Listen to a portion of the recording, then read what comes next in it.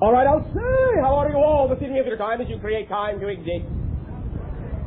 Allow us to begin this evening of your time. Well, do you mind for a moment if I talk a little shop? All right. Therefore, let us speak about the concepts you have held upon your planet regarding what you colloquially call extraterrestrials. First, from another point of view, allow us to delineate a time when we first discovered a civilization. The civilization we discovered had life form upon it that was, to use our term, Ethesani-ish in form. They, however, instead of our average of 5 feet of height, range more average 5 to 6 and 1/2 of your feet. Whereas we exhibit generally, though there are exceptions, overall whitish grey skin coloration. This civilization exhibited wide range of coloration. Are you catching on so far? All right. Simply to give you the perspective that you yourselves, considered from other points of view, are the alien. That your world to many other civilizations is unknown, different, unusual, unique in many ways. And that there really is no need, when considering us or any other civilization, to think any more highly of us than you are willing to think of yourselves. For you are unique and different in your own way. You are just as valid an expression, a form of life, as any other form of life that has chosen to express itself in physical reality or any other level of consciousness. You are an alien civilization to us. We are an alien civilization to you.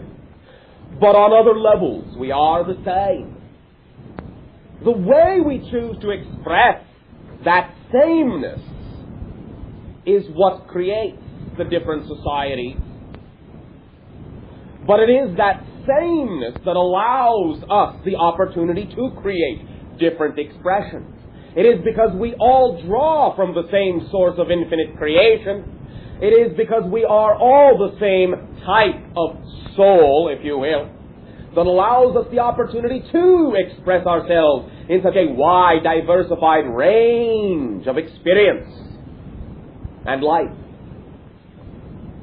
Now,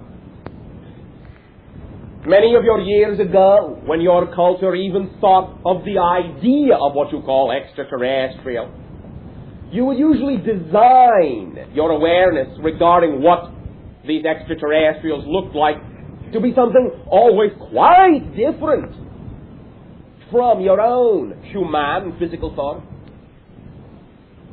And usually, at least as we have observed, imbued in these non-human physical thoughts, a certain degree, typically, of malevolence towards your society, created these extraterrestrial forms to be terrorizing things. Now that you are beginning to change your attitudes and ideas about what other life forms can be experienced by you, may now possibly be encountered by you, you are beginning to think more in terms of your own human form, and have discovered that many of the so-called interactions and contacts that have taken place seem to involve, more often than not, extraterrestrials that are, at least in your terms, humanish, humanoid in form. Now, there may be many individuals who say, well, why should this be so? Just because we may think that extraterrestrials may now be able to be friendly, as opposed to possessing a desire to consume us, does not necessarily mean that they must appear in human form or humanoid form, and this is so. But the reason, basically, why now that you are becoming closer and closer and closer to the reality wherein you can interact with extraterrestrial consciousness, the reason you are now seeing many of these contacts take place between your form and forms that are not truly very dissimilar to your own, is because of the nature of reality, the nature of the universe. As we have discussed, everything is the product of different rates of frequency, and it is those different frequencies that determine the material constructs that are designed and created out of the primal energy. Therefore, recognize, when any civilization, at least the majority we have encountered, first begin to venture into space, first begin to realize that they may, in fact, encounter other forms of life, they will usually, at first, encounter and attract those forms of life that operate closest to their own frequency and thus, by definition, will usually reflect a similar physical structure.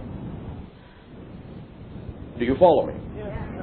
This is in no way, shape, or form to say that there are not life forms throughout the galaxies and the multiverses that are very different from you and I in physiological form. It is simply that at first you allow yourself to encounter that with which you are most familiar, so you can, so to speak, get your feet wet without startling yourself too much. Because many of you may, out of the old habits, if you were to encounter something extremely different from you, recoil back into the idea that it might want to eat you. Or vice versa. But recognize, if you are open to it, and the more open you become, and the more you use your heart as a sensor, you will realize that there are many different ways that consciousness can express itself as a physiological form and still radiate deep love and integrity.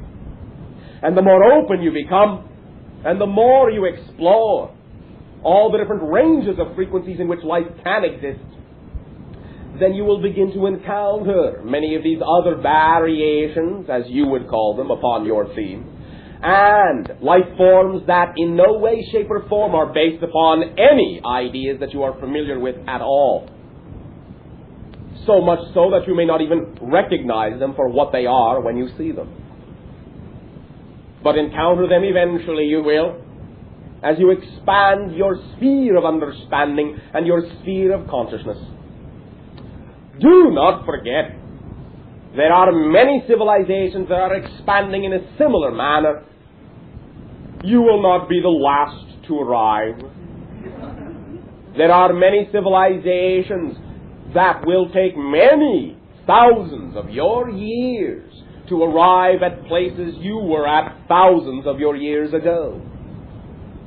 And perhaps, if you are willing, you will be their UFOs. You will be the ones who bring them the understanding that no matter in what way their consciousness has chosen to express itself, that consciousness, being a part of the infinite creation, always has the opportunity to create whatever reality they are creating in whatever way they wish them to be. You follow? Yes. We thank you for allowing us to reminisce. Sharing. Hi. Hi. I would like to know if you can give me some perspective on the fact that I've been having some difficulty with my neck off and on. For how long? About a month. Is it in the area base of neck between shoulder blades? In the back of my neck and between the shoulder blades. Hey, very strong gripping sensation. At times. Recognize that typically you will find this to be a symptom of when individuals begin to allow more of their higher self through, to begin to channel and reach two different levels of consciousness and allow these different levels of consciousness to manifest themselves through your physical form. That particular area is what may be colloquially referred to as the channeling chakra of your body, the channeling gate, the vortex that opens up to your higher self in many different ways. It is the facilitation station, if you wish. Recognize, therefore, that because your individuals many times have ideas about yourself that you are somehow less than that energy you unconsciously perceive is more than you, and do not think that you can necessarily handle the increase in energy, then when the energy flows through that valve, through that gate, the constrictions upon that gate that occur, that result from your lower estimations, your habitual invalidations of yourself, I am speaking generally, will usually cause that energy to have to force the gate open a little bit wider.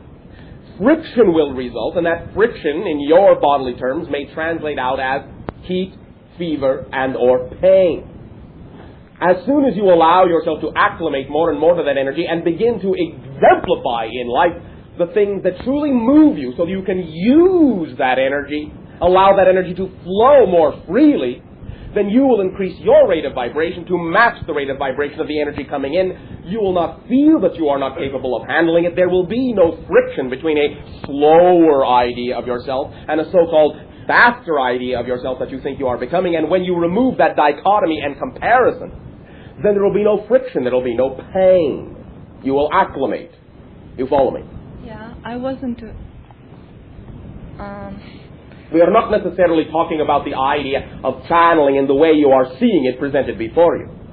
No, I feel like I've addressed a lot of those issues and have come to an understanding about them, and not in a sense to block them off, but more in terms to integrate them. Okay. I also... But do remember that everything that you discover and everything that you integrate automatically takes you to a new level. You are not repeating the same old things at all. It is just that you haven't yet realized exactly how far that gate can open. And therefore, you are opening it all the time, wider and wider and wider and wider. But each and every time, more and more energy will come through. Perhaps, if I may, I will put it extremely simply. May I? Go right ahead. Oh, thank you very much. Perhaps you have not yet completely conceived of exactly how powerful you are. And so perhaps you are reluctant and hesitant to give in to the level of power that seems to be knocking on your door. You follow me? Mm-hmm. I had a dream about asking you this very question, which manifested itself quite differently than it has right now. All right. It's in the channel's memory. He also had a similar dream that involved another part of my dream, and so did our other roommate manifest her own version of the dream. Would you comment on that? First of all, what we have said is analogous to what you understood in the dream. In allowing, quote-unquote, us, your symbol of us, to place the hand upon the spine and activate more energy through that gate, you received an increase in pain in the dream because there was now more energy coming through the gate than the gate would allow to pass. So it was an indication that more opening is required. You follow me? The idea of what you perceived to be the other energy has to do with a collective foundation that you all are involved in as a triad. For you are a triad in many ways. And that collective foundation is very ancient. Do you remember the facilitation? Yes, I know what you're going to say. All right. Then you are understanding to some degree the type of ancientness we are speaking of.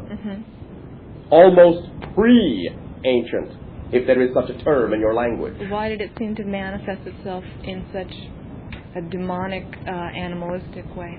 Because when you first entered the sphere of the earth reality, it was very, very powerful and very powerfully negative.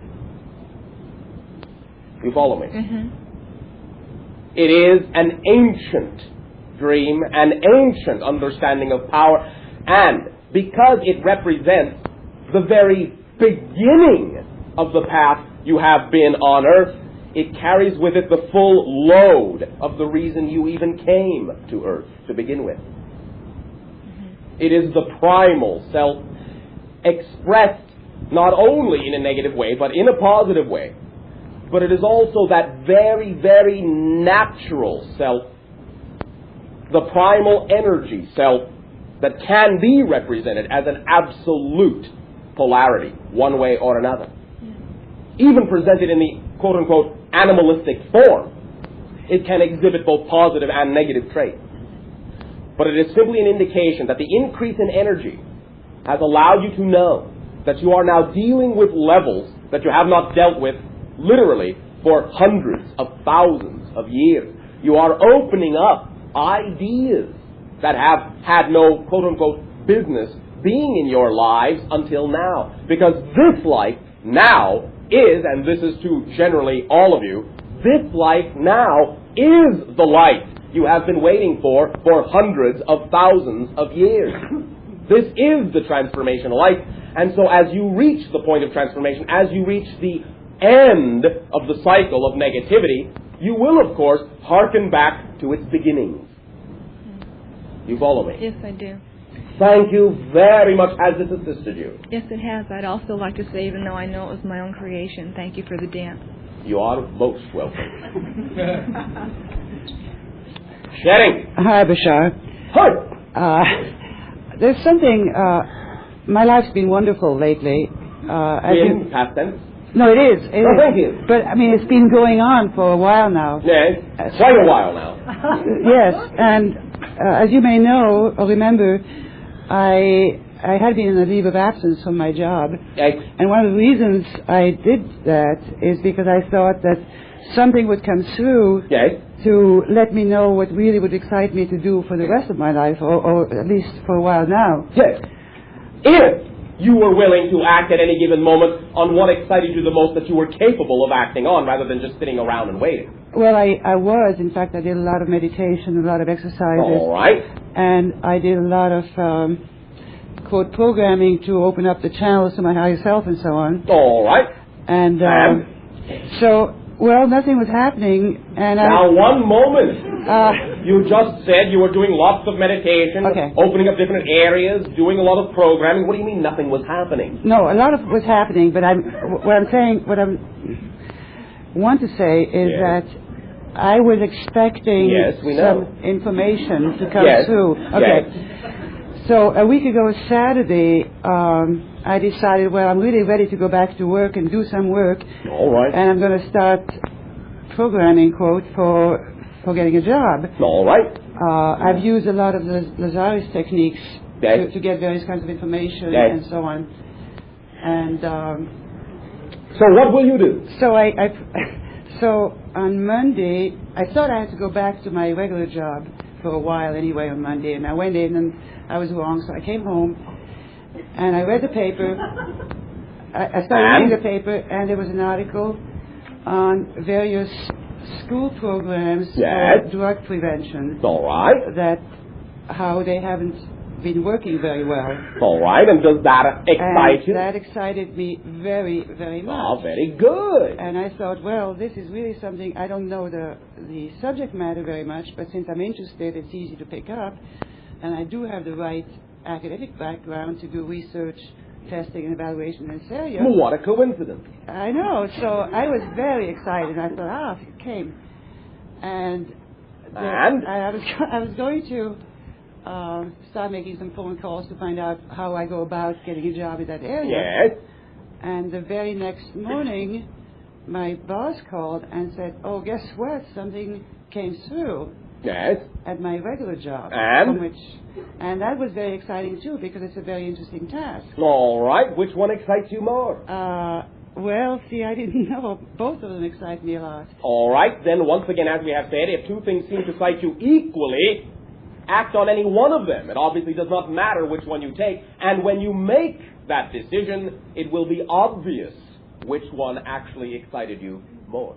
Well, what happened is this task is a very specific task that's only going to last 3.5 months. All right. And I thought, well, while I'm doing that task, I will make some phone calls. By all means. And find out. Well, anyway, so I went back to work on Monday, and I got to my car, and my battery was dead. And I was wondering why. You were wondering why?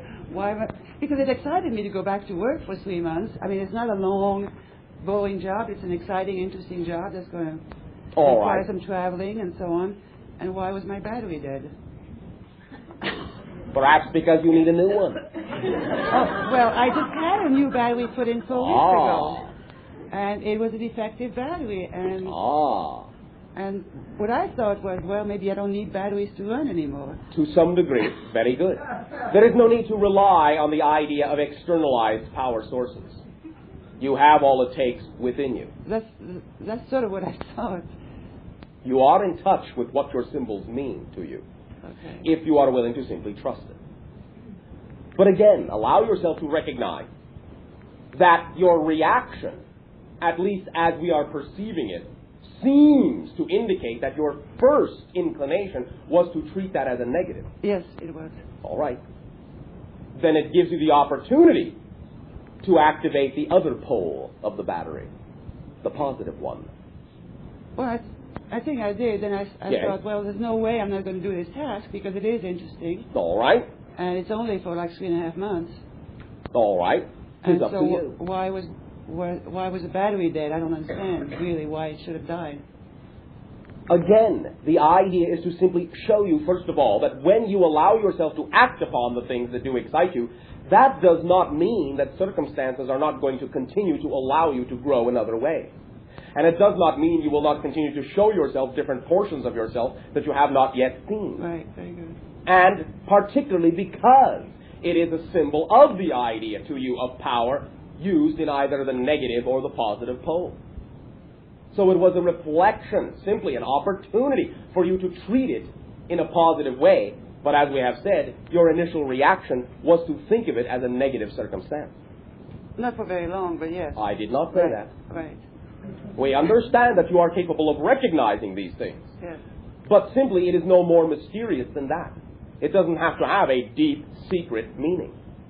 Okay, great. Let it be light. Let it be on the surface. Let yourself know that just because these things happen, just because you create them still, does not mean they have the same old meaning, and does not mean that you need to get any deep, dark secret out of it. Allow the lightness of your understanding to be sufficient. Okay, thank you. It did not stop you. No, it didn't. All right. Right. Then simply take it as a subtle hint of different things going on within you. And also, you can look at it from a positive point of view, in that the idea in and of itself was actually a much lighter version of similar things that have happened to you in the past that were far, far, far more far-reaching. For example? Ideas of other ideas breaking down that are far more difficult to repair in that sense. Right, right. In this way, therefore, it is all consolidated down to the very object in your vehicle that represents positivity and negativity. Oh, you have whittled it all down to the prime symbol. And so it doesn't take very long to process through it. That's right. It is over with in a flash. Yeah, that's great. Thank you very much. Also, it can be, in your own colloquial terminology, an indication that you have finally allowed yourself to be willing to jumpstart yourself. To jump, to act upon that which does move you. Oh, that's wonderful. Thank you. Thank you. I'd like to briefly thank you very much for those TV programs you're doing with Million. On Monday, my daughter and her boyfriend happened to be there, and I coaxed them into watching it with me, and it interested them very much, and I was able to, as a result, discuss some concepts with them that normally I wouldn't have been able to discuss. And I want to thank you for that. Well, we thank you for co-creating the type of culture wherein there exists that type of medium by which we can communicate. Yes, it's wonderful. Thank you very much, Bashar. Thank you. Sharing. Bashar, Hey. it's great to be with you again. And you. And thank you for what you said to Rosemarie, because I had recently something happen with my car, and what you said to her was perfect. Thank you for co-creating realities with her. Yes. Also, I want to thank you very much for your introduction tonight, because it was totally synchronous, as usual. Are you using ESP these days? Never touch the stuff. Just kidding. Some of us have read the book that Daryl mentioned last week, Communion, and I was quite fascinated by it, and I had a couple of things I wanted to explore with you concerning it. And since he's read it, it's in his memory. So, first of all, I was struck by the fact that the author allowed himself to have these interactions with aliens, so to speak, in a very terrifying way to him at first, even though by the end of the book he had seemed to bring it together and make quantum leaps in understanding and realize that a lot of it was because it was through his own bias, his own fears, that he had created the interactions in those ways. Well, the initial reaction, as you already know, is not unusual for your society. Exactly. Also, the fact that toward the end of the book, he met with many other people who had had extremely similar, if not exactly, the same sort of scenarios in their interactions. Now, my question would be, apparently, to some extent, those sort of interactions do happen where people are contacted unexpectedly, they wind up suddenly in their backyard, or they lose time out of their lives, or they wind up in a spaceship. All the unexpectedness, of course, being confined to the conscious reality. Yes, that's what I'd like some reflection on. Everything is done by agreement. Everything. Good. What else can you say about that? Because what I was wondering was, how does it serve the extraterrestrials to contact us in what appears to be frightening ways, at least to our conscious minds on the surface? What can you say? Again, as you have already discussed, different individuals, different cultures have different methods. Different cultures think in different ways, perceive in different ways. The intention is always there to be felt for what it is, and their intentions can always be sensed to be, in an overall way, loving. The methodologies through which those intentions are expressed, however, can and do seem alien to you. Their thought patterns are alien to yours. And so there is that fear, that dichotomy that often crops up in your society when you see something that is extremely different than you. Therefore, it is not so much that they have an absolute desire to approach you in specific methods that will generate fear. It is simply that their particular natural methods, because of your methods, do in fact generate fear. They are not necessarily about to alter their entire psychological structure to accommodate you beyond a certain point. Because they know you can handle it. And they know you have agreed to learn how to handle it. And that handling that and learning to do so is one of the parts of the agreement that many of you may not be aware of. That's something I felt, because there's a point in the book at which he says to one of them, you have no right. And she says, yes, we do. Yes. The right was granted by the agreement that was made. Exactly. Because the individuals do, many individuals upon your planet do wish that contact with us and other civilizations. These beings, most often referred to as reticulum beings, are primarily doing the job of acclimatizing many individuals upon your planet in the ways that, in actual fact, are buffered ways. Even though the individuals may experience many degrees of fear, it is actually a far smoother transition than they would have experienced had the alien being simply come to them straight out, first time, full blown. Yes. Bit by bit, these individuals have been contacted over long periods of their life, many times from the time they are children. And bit by bit, they are allowed to remember more and more and more of the interaction until they get to a point where they realize there is nothing to fear. They can handle it, and then the contact can occur more openly and more blatantly. Yes, I thought it was extremely significant that every person that he talked to that had had a similar experience, even though some of them were still feeling frightened about it and didn't know if it was they were going crazy, if it was their imagination, it was really happening or whatever, still, in spite of all that, felt love.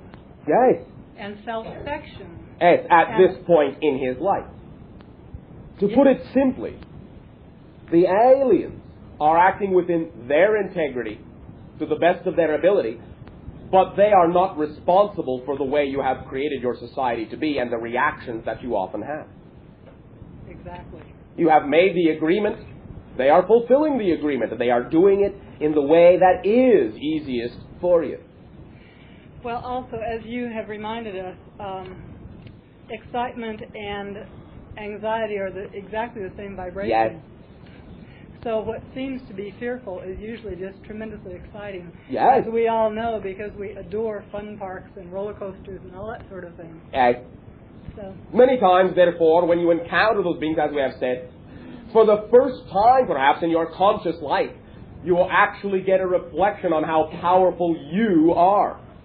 Any fear that many times comes from that is simply a reaction to the belief that you cannot possibly contain that much power, and therefore it isn't coming from you, and that it might destroy you. But it can't. It is an absolute reflection of you.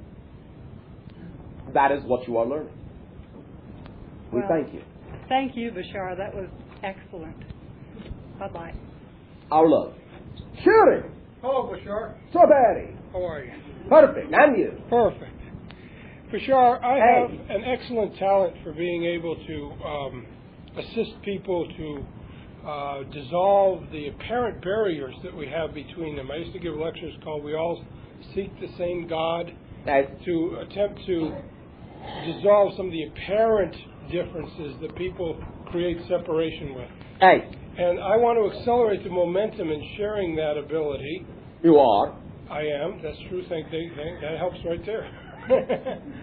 And I am apparently creating some feelings of running into non-activity or not doing this as much as I would like to. I would like some reflection on ways that I can accelerate that. Well, simply once again, relying upon the imagination we know is so active within you, how do you envision you could be more active in this?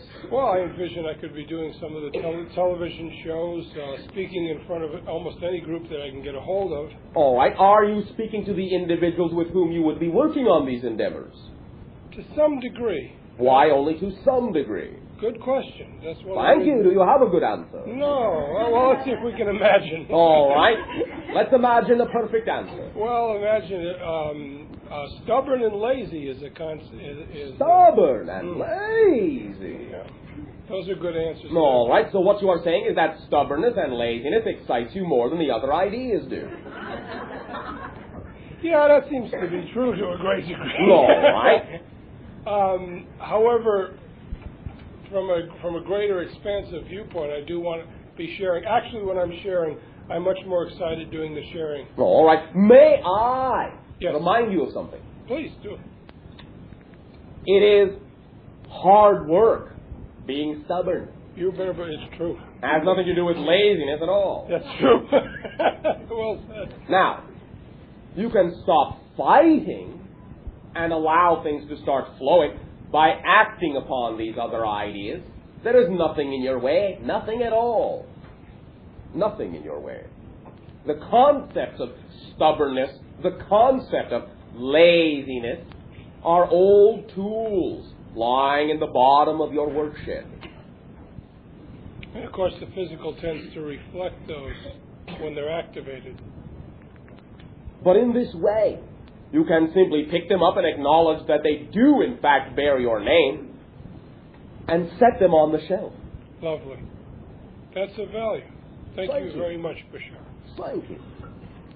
Sure. Hi, Bashar. Hi.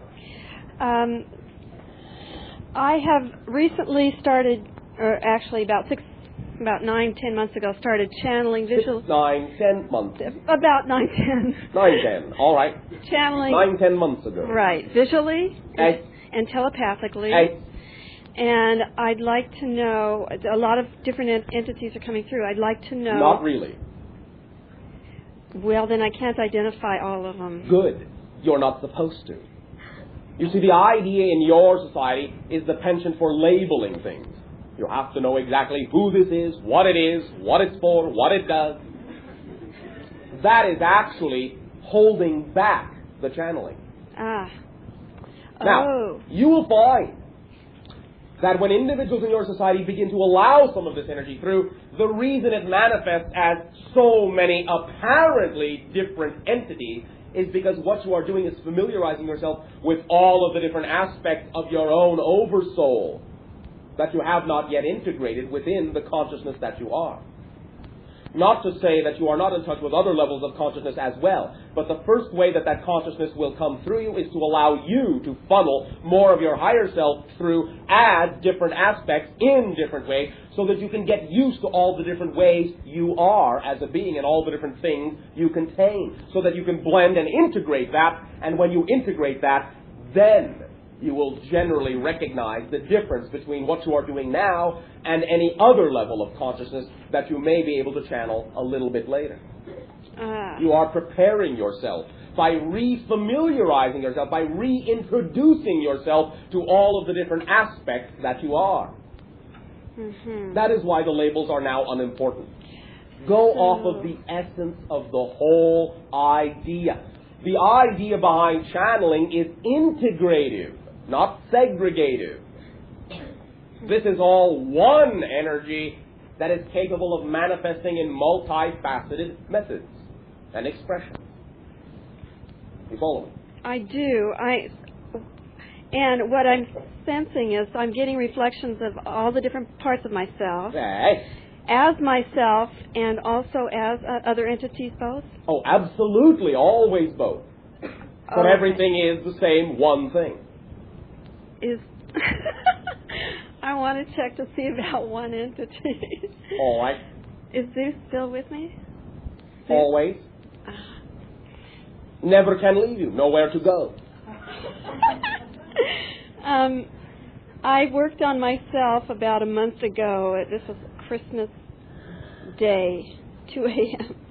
in a dream. All right. And I was in a room of light, and I've been told that there was, what I was doing was getting back in touch with a recall mechanism. That is what we just said. Right, and there was a bit of damage there. Not really.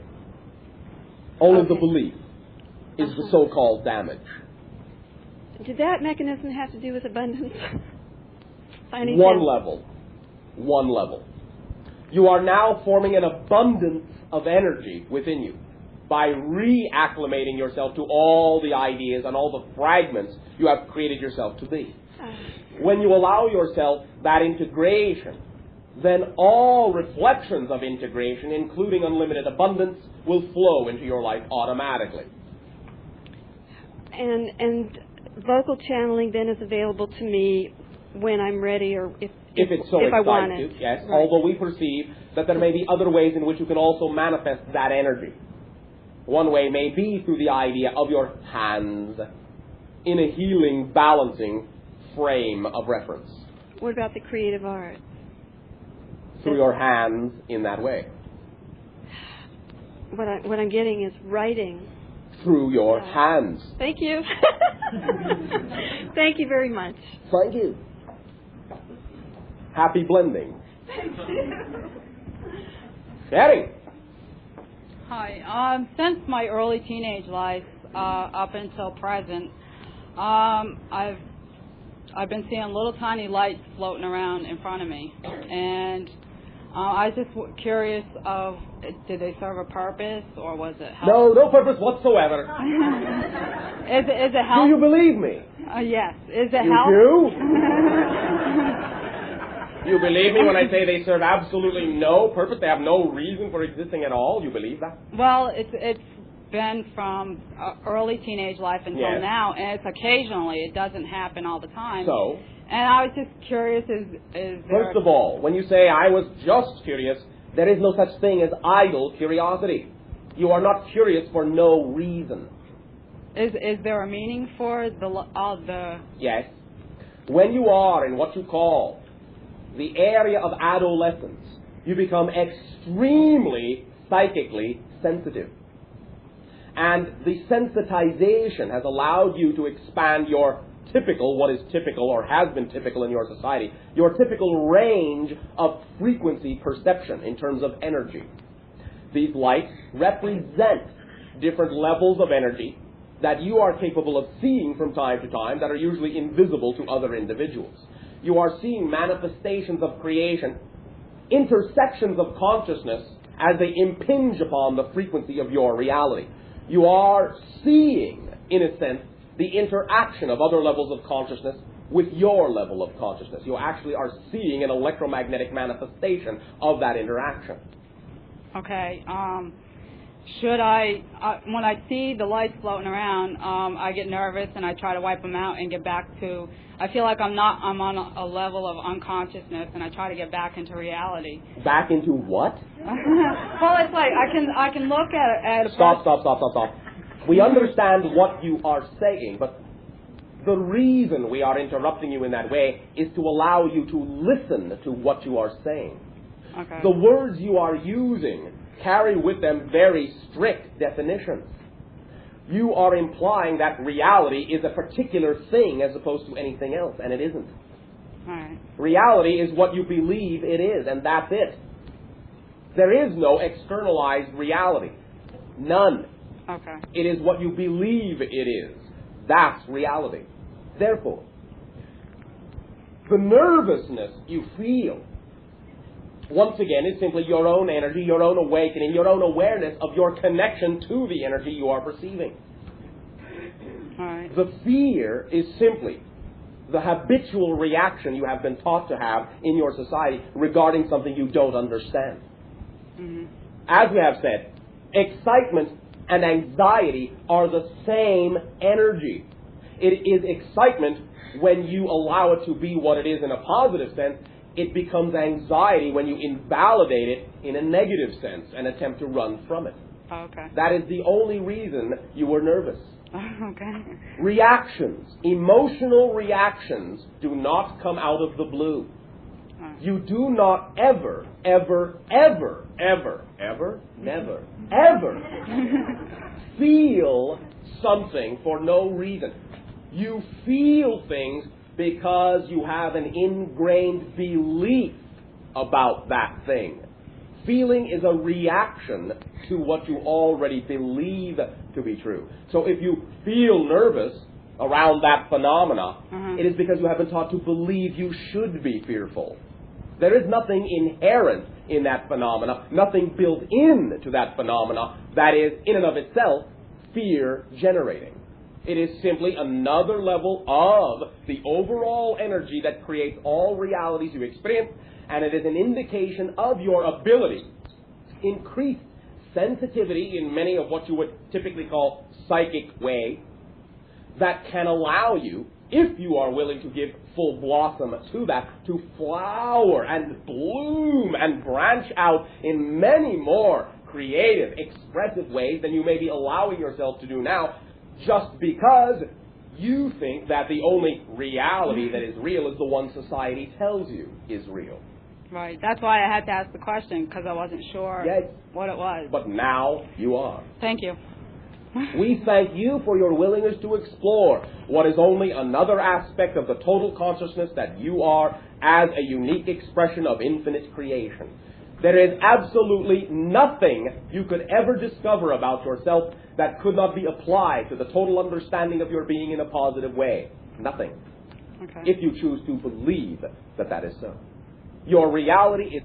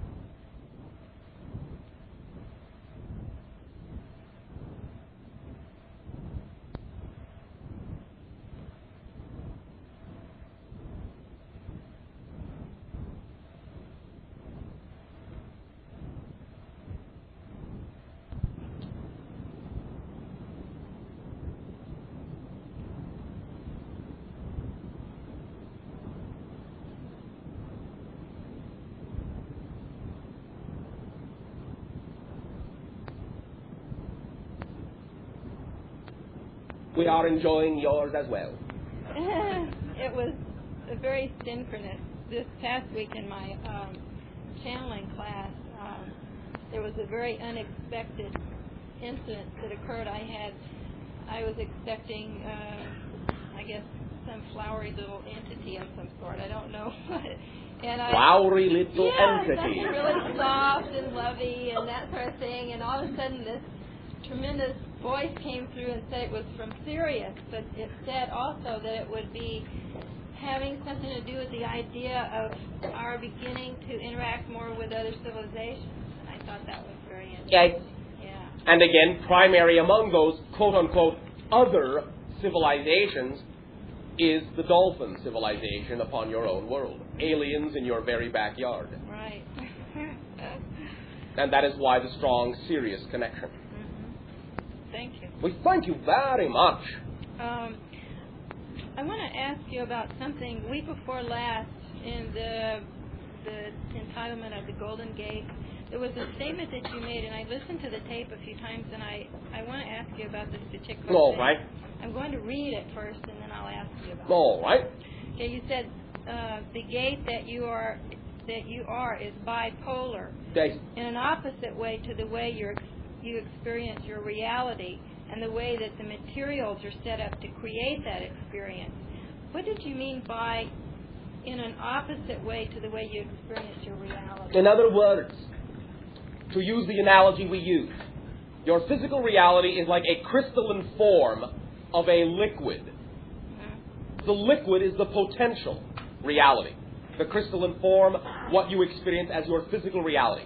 If you think of yourself as a gate, then on one side is the physical reality, the crystallized experience, and on the other side is the liquid reality, out of which the crystalline realities are formed, and back into which the crystalline realities are dissolved before you experience any change at all.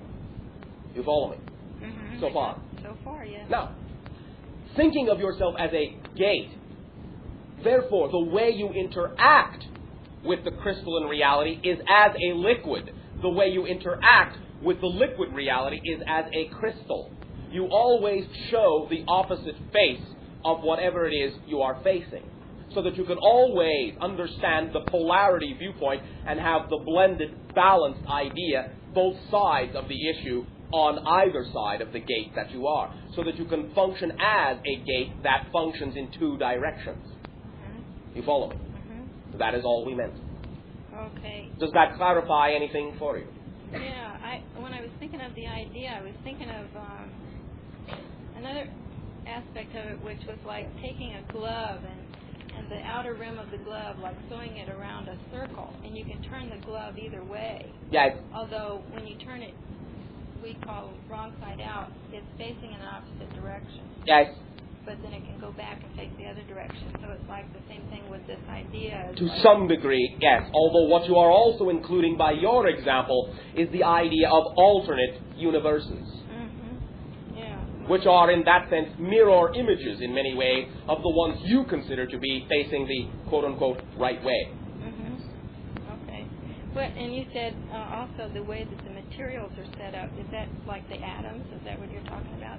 To some degree, but it was also a reference to the idea of the material you are interacting with itself. In other words, liquid interacting upon crystal, and crystal interacting with liquid. The material itself, the raw material. Okay. All right, I have one more question. All right. Last year, at one of the channelings, there was an interaction you had with Jackie, which I've thought about off and on for a number of months.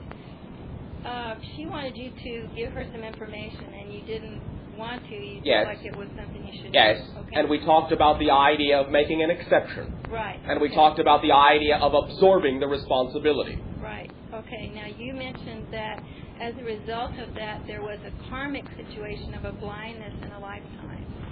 A dis-ease in one of my past lives. Right. Okay. Now, the curiosity I have about that is like from the nowness that you were speaking of at that time, did you create in a past lifetime that experience from your present? Yes. Why did you feel it was necessary to do that? Because we agreed very briefly to do something we never do. Take responsibility for another individual. And thus, in accepting that responsibility, we thus had to balance it out somewhere. We balanced it out in a time frame that would make sense relative to when, in our time frame, we were capable of experiencing that balance. Only in our past are we capable of experiencing the idea you call dis-ease. And so that is where the life manifested. But to the light, it is still as if it progressed linearly and was a natural aspect of that life.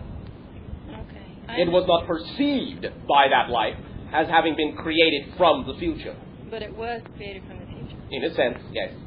That's very interesting. Thank you very much, Bashar. Recognize in this way, we are always, in your terms, cautious of what we interact with you. For many times, the revelation of certain things to you will be interfering with the path you chose to be, will be acting outside of our integrity. You can, in that sense, even though you may be thinking that you are being of assistance to an individual, actually hurting them more than you know. Oh, yeah. Many times individuals say, well, I really wish to help this individual, and so I will reveal all this information I know about them, and that will be something that actually removes from their life the spontaneity and the surprise they needed to learn it in the way they needed to learn it. Right. Yeah. And so you will be taking upon yourself, therefore, the self-imposed karmic idea of having upset the balance of their life in that way. Okay, I do understand that, and I appreciate your responsibility there. Thank you. Thank you. Sharing. Good evening, Bashar. Good evening, or I will say from my perspective, good day. I think we just had an introduction to my whole question. All right. More synchronicity. Yes. My question is basically, what else am I to learn about the relationship? And I told him exactly what was going to happen to him if he did X, and sure enough, it happened to him to the point where he's paralyzed, and that's exactly what I told him would happen to him, when it would happen to him. And now I'm afraid, after hearing what you just said, that I screwed up. No. Okay. In your case, you were simply reflecting to that individual the idea for which you have attracted each other, to learn about personal power, to learn that ultimately, in that sense, really fundamentally, no one can really do anything to you. Even in our situation, it had to be and always is a co-creation. You follow me? Yes. You attract yourselves to each other to learn what you need to learn, and in this case, it's the idea of learning how not to give power away. And at the same time, learning that apparent control over another individual by attempting to take responsibility for them will actually, in many ways, paralyze you more than it paralyzes them. You follow me? Not quite, but... If you attempt in this way to take responsibility for the actions of another, then the idea is that you rigidly affix yourself to the scenario they may then reflect back to you as a so-called reaction to your attempt at rigidizing or controlling that particular scenario. We are not speaking necessarily specifically of you, we are speaking in general terms, and also, to some degree, we are speaking in terms of the opposite point of view in that relationship. The idea of attempting to exercise control in a rigid way over another individual many times will paralyze the original individual. Let me put it in a very simple term, colloquially. A jailer is also a prisoner, because he must remain with the prisoner at all times. You follow me? Yes. So I did not do bad by being a warning label, in effect, by saying, if you take this much bad stuff, you will get this sick. If you continue to take this bad stuff, you will get that sick. Now, you were simply reflecting that individual's already existent belief system. However, you do not have to support that particular belief system either. How can I help him at this point? by allowing that individual to understand that the situation they are in is the product only of their belief system, not anything inherent in the actual act, but only that they believe that it is inherent in the act. This is an opportunity for them to realize that the power is within them, not in the symbols, not in the tools around you that they think they need. It is within them. And any experience they are having comes from them, not from anything they have literally taken. Thank you, Bashar. This individual simply has chosen a ladder to climb. Climb it they have now begun to do. They do not need to exert effort if they are willing to learn right now that the ladder, being contained entirely within them, can be compressed into one rung. That the beginning is the ending. That the means is the end. And the end is the means. And they are not separate ideas. You follow me? Yes, and I thank you because I was feeling sort of guilty, and I thank you because it makes me feel a lot better. Recognize, again, that the idea of choosing to experience guilt will only add to the overall negativity of the scenario that is already there. You can be of best assistance by reflecting to that individual your undying trust, faith, and belief in them that no matter what it is they have chosen to do, they always have the strength to change it. Always. Do not forget, you are all indestructible. You are all eternal, and you are all infinite. So no matter what any individual is going through now that may seem to be extremely limiting, it is always temporary. You follow me? Yes. Thank you again. And We good thank day. you.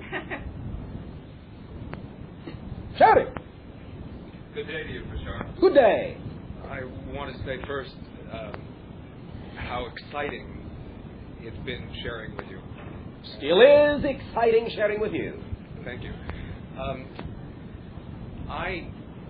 When I go to sleep at night, for me it's usually going to sleep and waking up, and I don't consciously remember my dreams often, and would like to know how to do that more often. All right. There are many different ways, but before we begin to share this with you, allow us to remind you also that not, quote-unquote, remembering your dreams in the colloquial manner is not always necessarily a negative thing. There are many positive reasons for why you may not. One of which is that as you now blend the dream reality and the physical reality into one reality, you are not actually ever waking up from one reality into another one. So there is no dream to remember because you're still dreaming it. It becomes one fluid reality. The only reason many of you dream is because you think there is a difference between the dream reality and the physical reality, so you create a link to bridge the two. You follow me? Yeah. That is one reason. Another reason may be that you do play out in many different ways all the scenarios in your dreams that you do ultimately experience in physical reality. And many times you do not want to know what that's going to be until after you have lived through it. So you will not remember what you planned until the spontaneity of the experience has already occurred. You follow me? Yeah. Many times the effect, the experience that you call deja vu, is when you actually have a memory of having planned what you just experienced. You all of a sudden realize that you did have the dream. You did plan it out and play it out. And now that you have gotten to the point where it is after the experience, now you can remember. And it comes with that double reinforcement that it is both in the dream and the physical reality. However, of course, there are also many different ideas that are created in your society that you call tension, or lack of willingness to examine or experience different portions of yourself. And much of this tension from time to time is also responsible for not allowing you to be cognizant of what it is you are doing in your dream reality. Now, allow me to ask you this question. Why specifically would you like to have more recollection?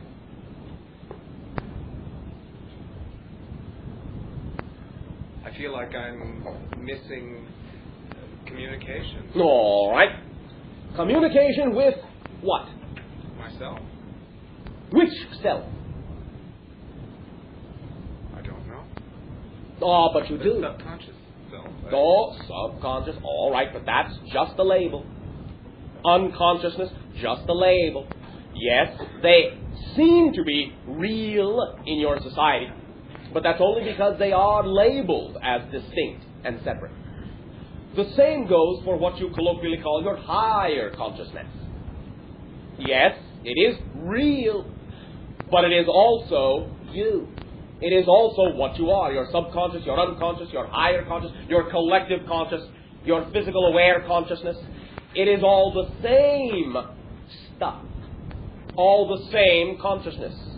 Now, if you feel that on this level, the level you think you are familiar with, the physical level, if you feel you can create a scenario in your imagination that allows you to know that you communicate clearly with yourself on this level, then you will know you are quite capable of communicating clearly from any level to any other level. Now, all this entails is your willingness to be clear with yourself in your definitions, in your beliefs, and to communicate consciously the ideas you prefer to experience in life, and to be willing to live those ideas to the fullest. Clear, absolute, understanding, willingness, faith, and trust to simply make the decisions you prefer to make, and then realize that the decisions you have made as a conscious being are therefore going to be indicative of the life you will live. And therefore everything in that life will be conducive and fall into line with the decision you make consciously. You see, many times you think, well, I'm out of touch. I have this unconsciousness. I have this subconsciousness. I have this higher consciousness. It must be in one of those levels that the controls exist for me to have the experiences I desire to have in life. Can't possibly exist in this level. Everyone knows that in this level you're almost always out of control. But you see, it is that understanding that creates the remoteness of control.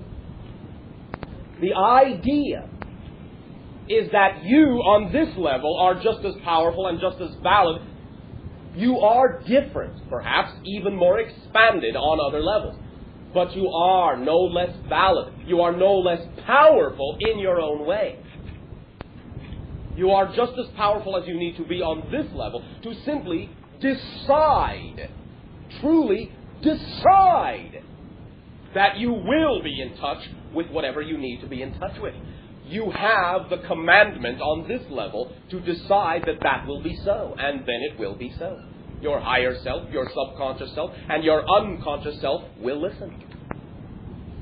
All you need to do is believe that you have the ability to create that decision in this life, and you will see the effect. The only reason you're not seeing the effect is because you don't believe that the ability to make that decision exists on the level you perceive yourself to be on. But it does. You follow me? Yes, I do. Pleasant dreams. Thank you. You have opened many doors. They will begin to be far more active. Do not necessarily expect that you will be able to interpret them in the way you think of things in physical reality. And if nothing else, you will at least retain the essence of the experience, which in many cases is all you need. You follow me? Yes. Thank you very much. At this time, you may all enjoy a short break.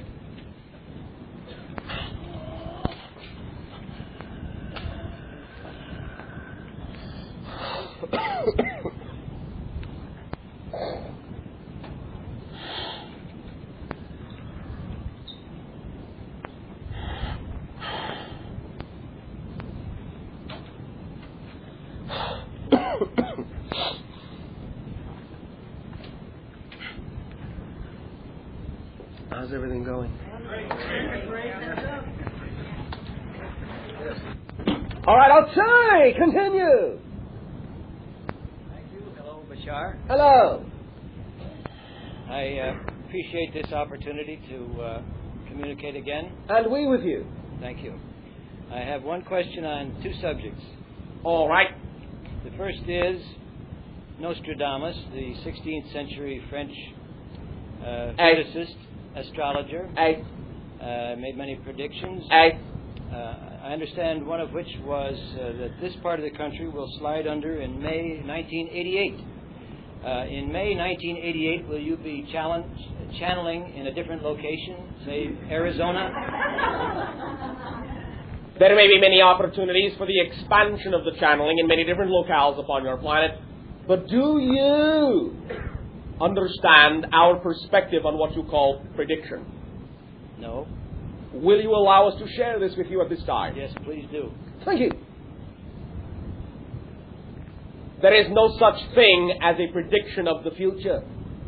There is only a sensing of the energy that is most prominent and probable to manifest at the time the prediction is made. There is no absolute future. It is only a probability. When a prediction is sensed, the individual making the prediction is sensing the energy as it lies at that moment.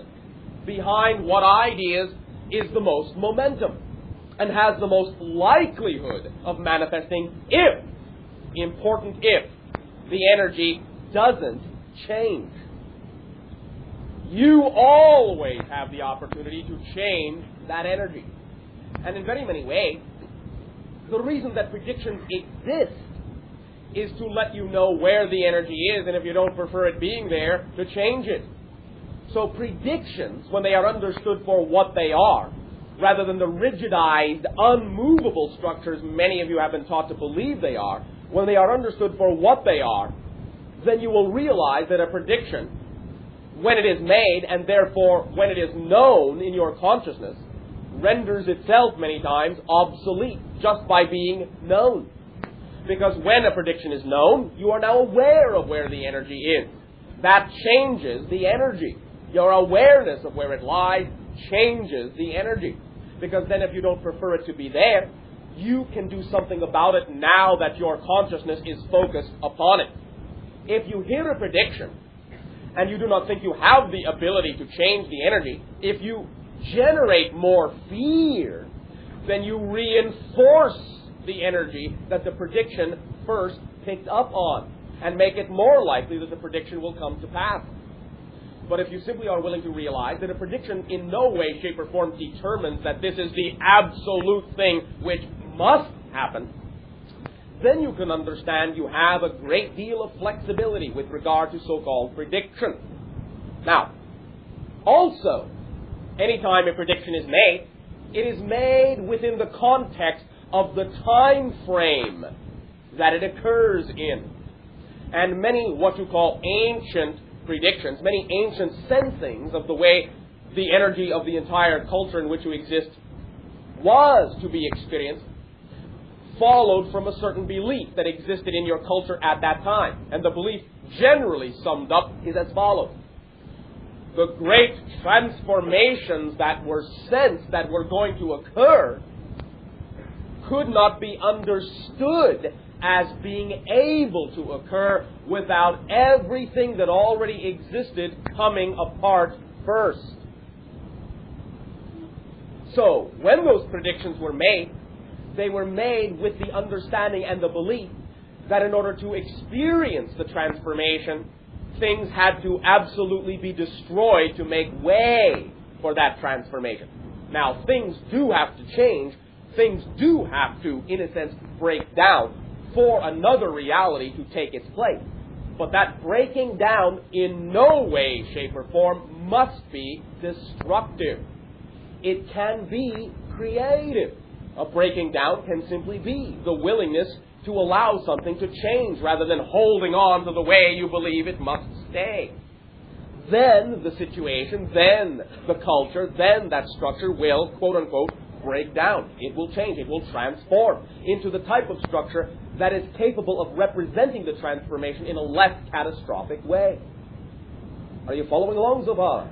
Yes, I believe so. Therefore, anytime you hear of these so-called predictions put in that manner, it is your opportunity to simply realize that what you are being told is, look, this is where your society is stacking all of its beliefs. It is still running off the idea that you cannot deserve ecstasy without first going through a trial by fire. But this is an old perspective. You now are awakening to the understanding that you do deserve happiness without having to suffer for it, and that awareness in and of itself has already changed much of the original energy that was sensed back then by that individual.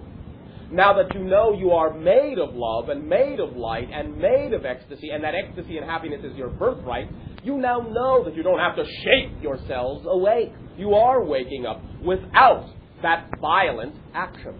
You are now the funnels, the channels, the valves through which that energy can be released and transformed in a positive way. You can put that energy that was going to go towards the idea of breaking you down in a catastrophic way, shaking you up in a violent way, you can now put that energy towards constructive ideas. Manifest the energy of the transformation in a constructive way.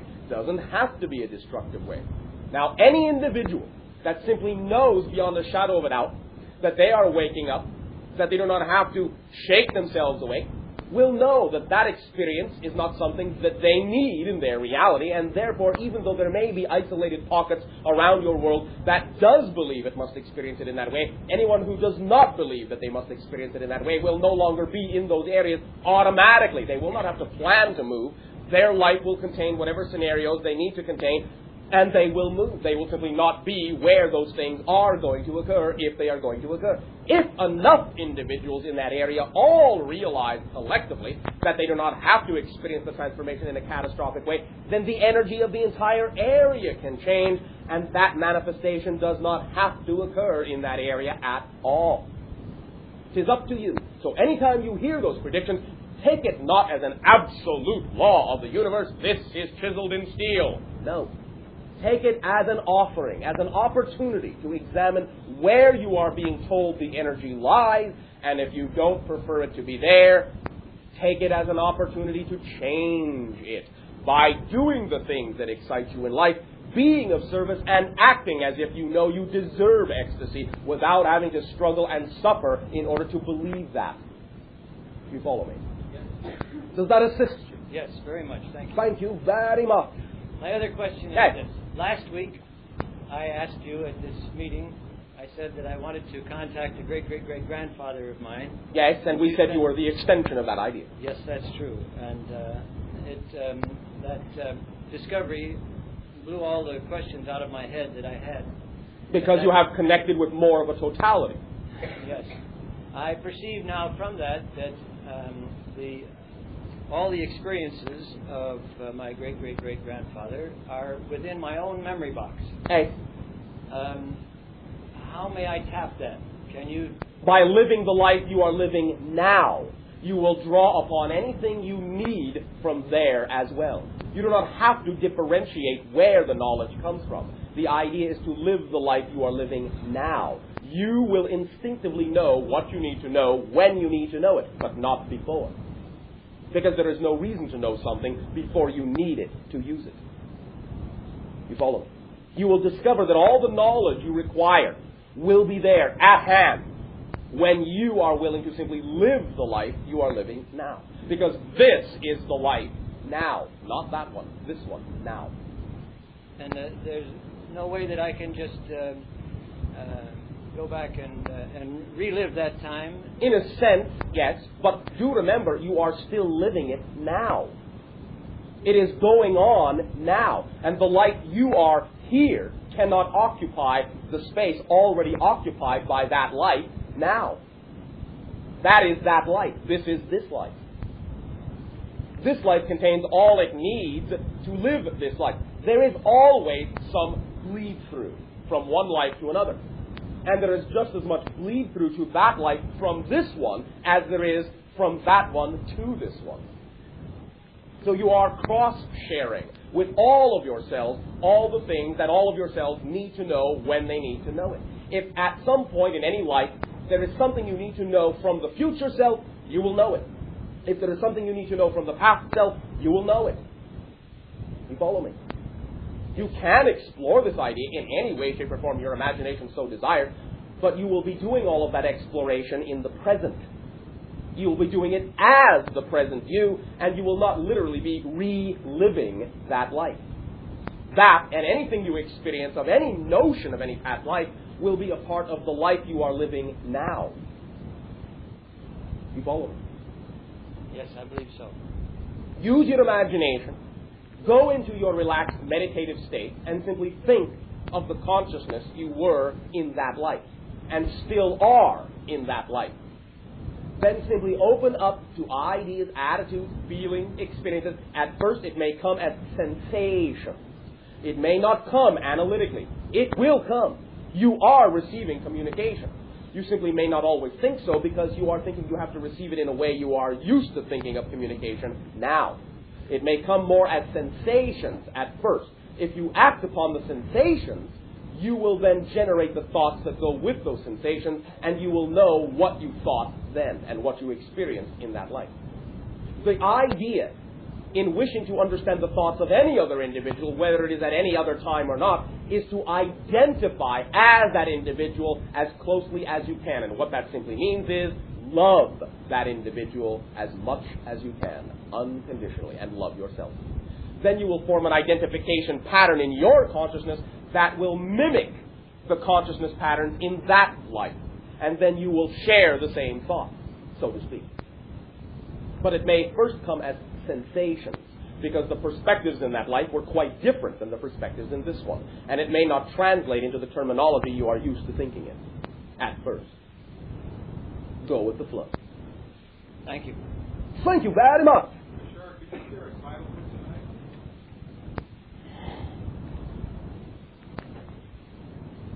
Friends and neighbors. Hello, Bashar. Hello. I have a question that's in two parts. The first part is about a situation that a friend of mine was in.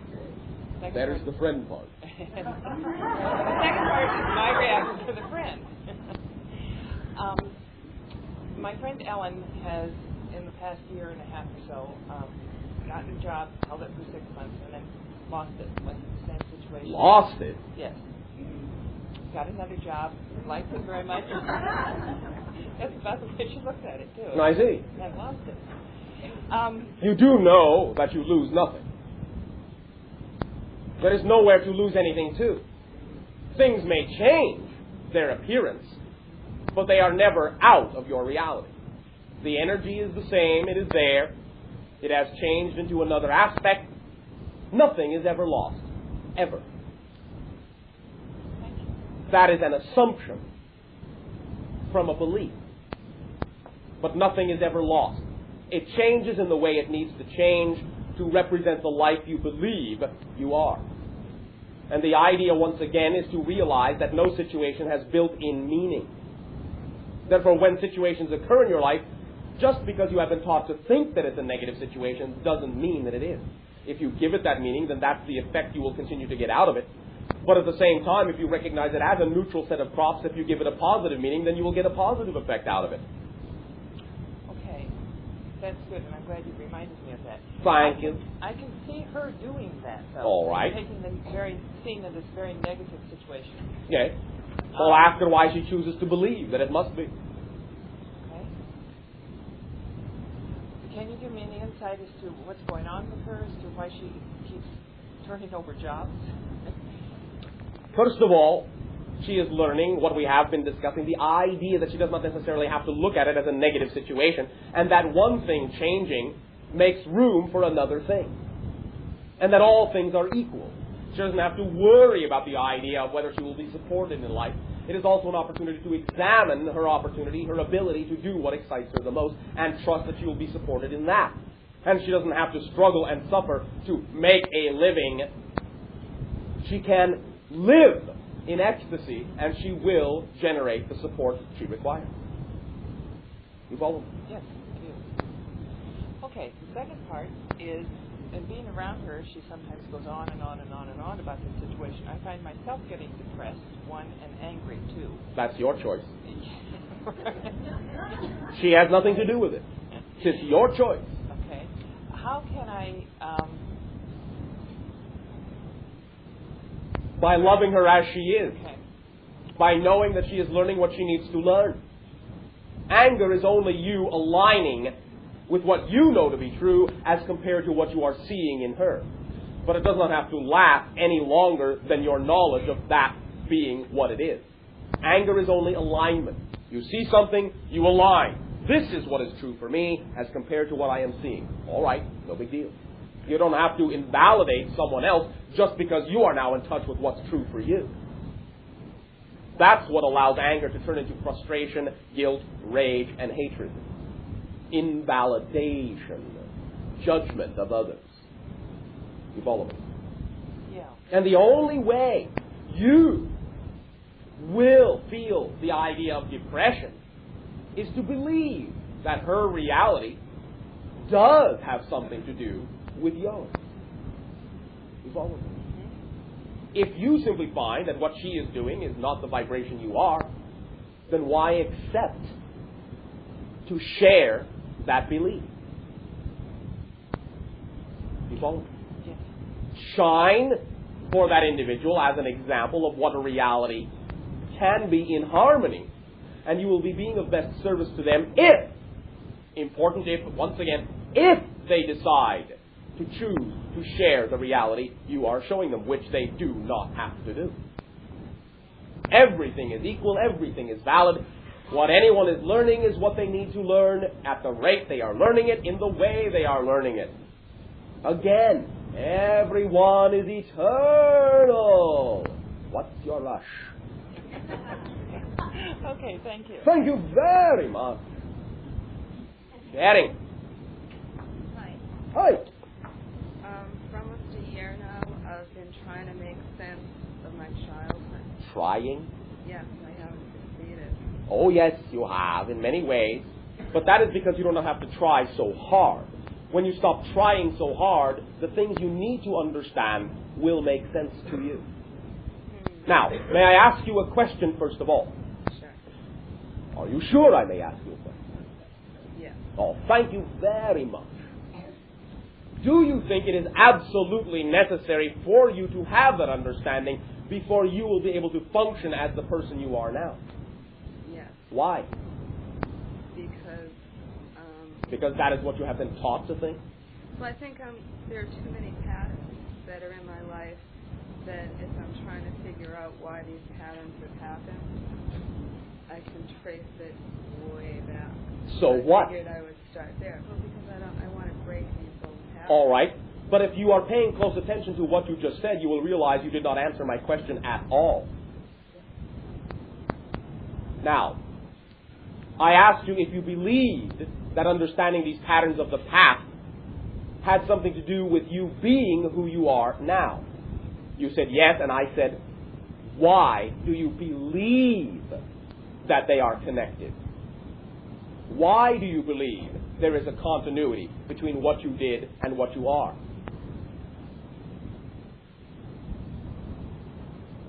This may seem like an absurd question in your society, but it is not. For you have been taught to think in linear terms, in continuity. This leads to that. If you are experiencing this now, that must mean that somewhere back here there was a cause. Effect, there must have been a cause. Cause, there must be an effect. No. It is an illusion, utterly an illusion. Cause and effect are the same event. Now, many individuals will always assume that a cause must come first and that if there is an effect, a cause must have come first. No. You can create an effect and then create the cause after. In this analogy that we have used many times, use this as an example. Many individuals, and to some degree this is relevant for you, believe that if only they could find a reason, a cause to be happy, then they could be happy. They could have the effect of being happy in their life. But first they have to find the cause for happiness. But if you stop and think about it from the opposite point of view, even for a moment, you can come to the realization that there really is no reason why you cannot simply be happy. And if you are willing to know that you can create happiness in your life now, then nature, not allowing there to be a vacuum in creation, will automatically supply you with all of the cause and the reasons for the happiness you have created as an effect. You can work it backwards as you are used to thinking it. You do not have to find the cause in order to have the effect. You can create the effect and then create and, quote-unquote, discover the cause. Now, in any way, shape, or form that you care to relate to it doesn't matter. In other words, you can create the effect and then it may seem as if, aha, now I have discovered the cause, and that cause can now be seen to be this that occurred in my past. Now that I understand my past, now I know why I can be happy now. But being happy now is what created the cause. And in many ways, when you decided to be happy now, that is when you created the cause, even if the cause for the happiness appears in the past. Because time is an illusion. Linear time. There is no real before and after. It is all simultaneous. All parallel.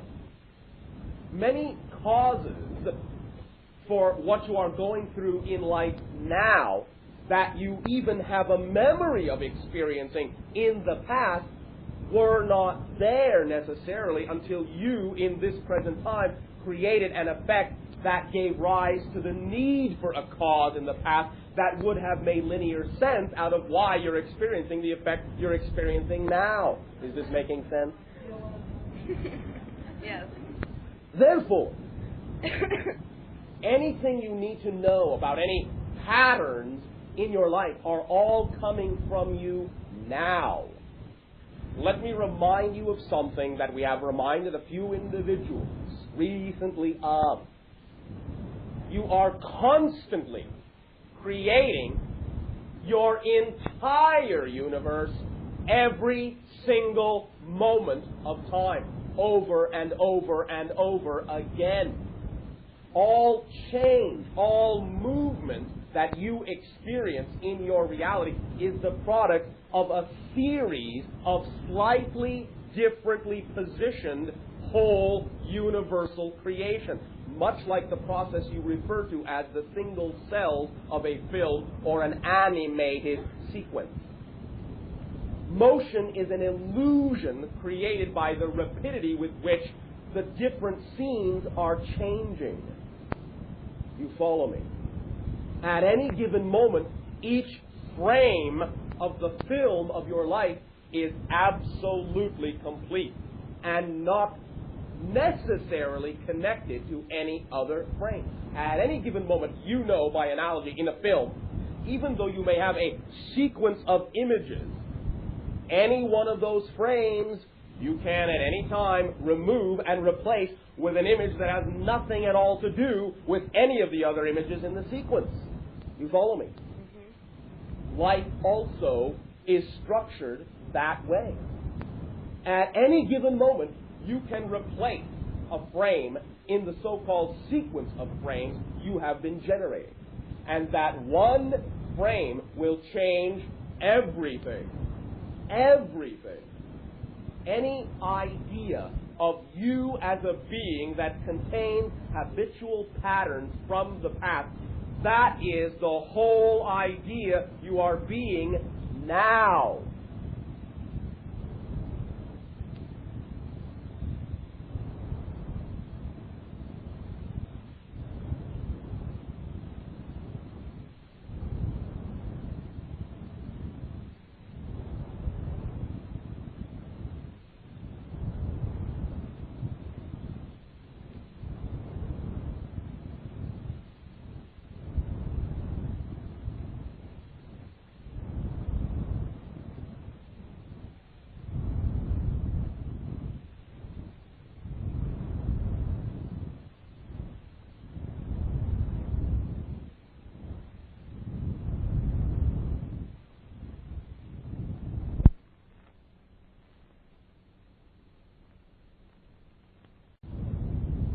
Idea of a person who has habitual patterns from the past. And now you are training yourself to be the idea of a person that has habitual patterns from the past. and now. The same thing, over and over and over again. You do not have to have that definition of yourself, and when you are willing to know you can change that definition, and changing that definition will change the physical reality in the way you experience it, then you will understand that your past has nothing at all to do in a controlling way with what you are experiencing now. The present is not a result of the past. The present is the result of what you think it is the result of now. If you think your present is the result of your past, that's the effect you are creating, but you're creating that effect now in the present. So you create all the apparent linear continuity manifestations that seem to fall into place to make sense out of the theory you have of who you think you are at this moment. Change that theory, and you will no longer experience anything that has to do in supporting the old theory. You will now only experience the manifestations in your life, the feelings in your life, and the belief systems in your life that go towards supporting the new theory you are being at this moment. Is any of this making some sense to you? It is, very much so. But, it is sinking in on many different levels. We realize that some of these concepts in your terms may be new to you, but also allow us to remind you of one very important thing. Never is it possible for you to hear something you are not ready to hear. So if you are now in this conversation with us, that is an indication that on whatever level you need to, it's sinking in and making sense. And bit by bit, at whatever rate you are comfortable in changing those frames, your outer reality will also change. But simply understand, you create the past from the present, not the other way around. Because the present is the only experiential time in which you ever exist. Anytime you look at yourself, it is always now. And it always will be now. It may be a different manifestation of now, but it will always be now. Therefore, any idea of the so-called past you are creating from now. Any idea of the so-called future you are creating from now. It can be anything you desire it to be. When you change the you are now, you will then focus on the particular ideas of the past that will represent the you are being now. Because the so-called idea of the past has many probable ways of manifesting, just as many as there are the future. So whatever idea you are being now will determine the way you relate and what it is you perceive to be real about your past and about your future. And I understand that. But what about the idea that you choose your parents to learn certain lessons? Yes. I think that's what trips me up. I mean, all I right, don't all right. Why. But do remember that even though you have made that choice, the idea in no way, shape, or form means that you are incapable of expressing what it is you are learning in a positive way. Right. You always have the opportunity to recognize also that fundamentally, many of the reasons for why you choose those scenarios is to realize what you are realizing now. That at any given moment, you are absolutely self-contained and quite capable of determining what your reality is going to be like, regardless of what agreements you have made. Many of those agreements you have made are for the purpose of getting you to the point of realizing that you can create your reality the way you wish it to be. You follow me? Thank you. So relax and lighten up on yourself. Thank you. You are an empowered being. You are, at this moment, a reflection, your unique, chosen reflection of the infinite creation. Act like it. Thank you. Thank you very much. Getting. Thank you so much for coming, Bashar. And you! My question was going to be, I've had this mucus problem for 6-7 years. After hearing what you just said, if I change my belief system, I don't have to worry about disciplining and not eating this food, just changing my whole thinking that it doesn't have to be. Now, you may find that when you change the idea of yourself, you may actually lose, if food has anything at all to do with your belief system, lose the urge to eat certain foods that may be reflections of the belief system that causes what you are experiencing. You follow me? Yes. But the idea is to begin to think of yourself as a homogeneous whole idea, not a collection of parts.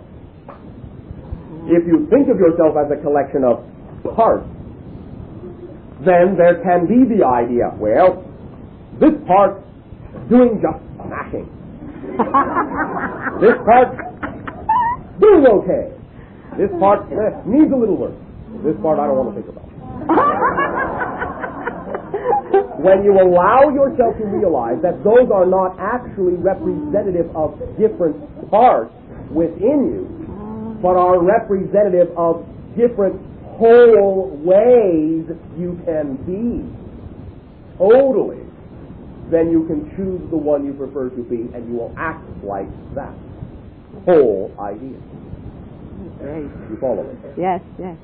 So think of yourself as a clear, open individual. Think of yourself as connected to all that you need, so that all will come through you, so that everything will move, flow, and release as it needs.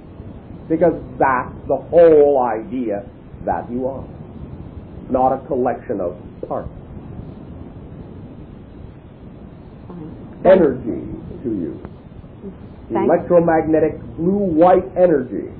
Allow yourself to imagine that you are a whole energy idea. Breathe deeply and heartfeltly. Breath is the energizer. It will energize and crystallize every cell in your body. Breathe more openly, knowing that you generate the atmosphere around you. That will sustain you, and you do not have to consider that the atmosphere in which you exist is foreign to you and will create an allergic reaction. You follow me? Yes. You are not truly a stranger in a strange land. You are quite at home. Thank you. Thank you so much. Sharing. Hello, Bashar. Hello. Last week you greatly assisted me in some questions that I had on my channeling. Thank you for greatly assisting yourself. Thank you. I'm going to need some insight, I think, this week on something that's been happening. Well, then you'd better go and pick some up down at the corner store. Some months back when I agreed to start to work and to use the energies that were coming through, I totally gave away my job, my profession, and I was told that this was okay, that this would be right now what would be happening. Now that I have worked on this and understand and feel comfortable with my channeling, and I'm starting to work with people and looking forward to networking with other channels, 2 major film projects are offered to me. Yes. And needless to say, I'm rather confused. Why? Because I'm afraid that it would take... Do they excite you or not? One part does, and the other part doesn't. All right. But do you not understand that when you allow changes to occur in your life, then what comes into your life that is exciting to you is a part of the change, not an interruption in it. You follow me? Yes, I do. Many times, when you think you want something, it's when you let go that it comes to you. And when it comes to you in perfect timing to represent a part of the idea you have now been willing to be. It is not an interruption. It is simply that you needed to do certain things so that if you do decide that one of these things excites you, you will have now gained in what you have been doing insights that you require to now truly do that thing to the fullest. Everything interfits, intermeshes. Everything is interconnected. Things do not interrupt each other. They are all part of a whole. It is all one whole idea. Follow your excitement. It is the thread that lets you know it is all one whole idea. You follow me? Yes. Thank you very much. Enjoy. Thank you. I wanted to say that I do understand that because of my profession, while I'm a counseling director, that I guess it would sort of help me in working with the individuals more closely and more humanely, because that's what I wanted to do, is that... Well, do you not know that what you have been experiencing for yourself in getting in touch with all of the different ideas and aspects, personality fragments within you, will now allow you to identify that much more easily the same type of energy in someone else? Yes, I understand. All right. Thank you. I also wanted to ask you, you had been speaking a little bit earlier about predictions, and there have been others that I have heard predict, or I don't like to use the word predict, but say that during the August 16th and 17th of our year of 87, Yes. It has brought us... The exact idea we have already shared applies to that as well. I see. Again, what is being perceived is that there is a strong energy gate through which you will step, because that's where your momentum is taking you. But how you step through that gate and how you wind up on the other side of that gate is up to you. Right. What you wind up with on the other side of that gate depends upon what you carry through the gate with you. Follow me? Yes, I do. Is it, if a spirit is of the light and is giving these spheres out to individuals, would that be... I mean, I certainly would never channel something like that, because I don't feel that... To some degree, what you are saying is contradictory, but recognize this. All consciousness in forming connections with your world will still need to come through the belief systems of the individuals they are connected with, and cannot necessarily always override the fears that are ingrained within the channel. So the information will come through, but it may be colored by the channel's unconscious belief. I see. Thank you. I understand that very well. Thank you. Thank you. Sharing. Bashar. Yes. How are you? Perfect. And you? I'm fine. Yes. This last week, I was in the new home that I've moved to, rushing around while the cleaning lady was there, and I slipped in the bathroom, freshly waxed, and really came down on my tailbone. All right. And what a jolt. Yes, it was a jolt. And how is your head? My head seems to feel all right. I'm more suffering in the bottom chakra terribly. All right. Will you now do me a favor? Yes. Will you allow yourself to close your eyes and take 3 deep breaths?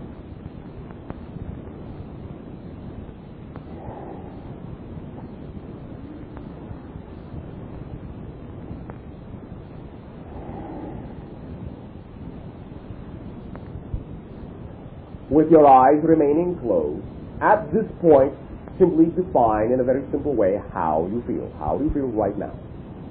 A little bit lightheaded. All right, very good. Now, just breathe easily.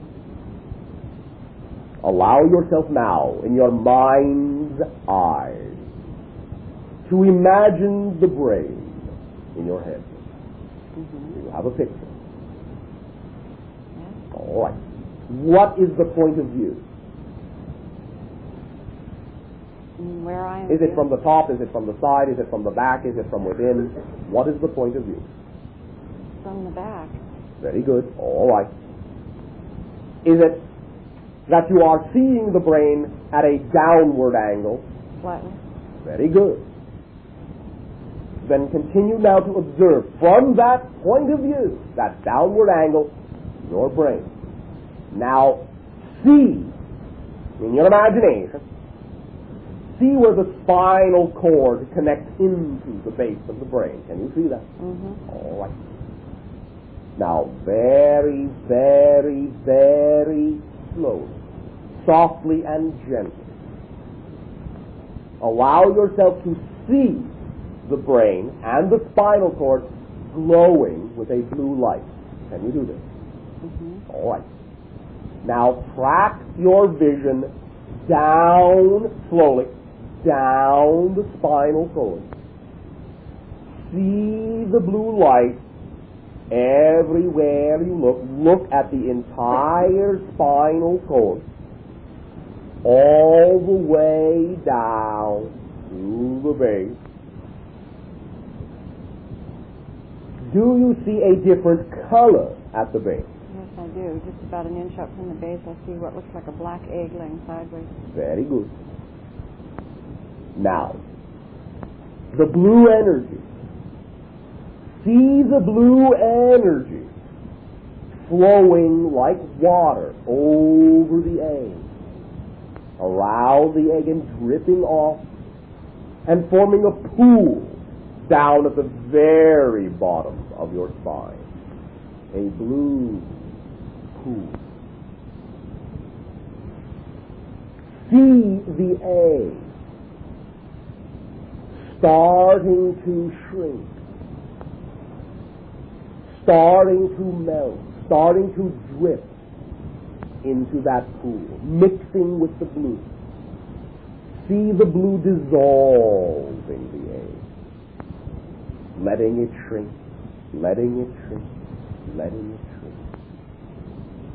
Feel a coolness and a tingling, and then an alternate warmth in that area, as it is now waking up much in the same way that when you say your foot falls asleep, you feel the pinprick sensation of the returning blood, of the returning life force.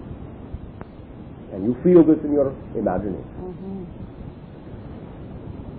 Let the egg dissolve at whatever rate is appropriate, at whatever rate represents to you the absolute certainty that it is, in your mind's eye, dissolved. Now see that blue light filling the area where the egg used to be.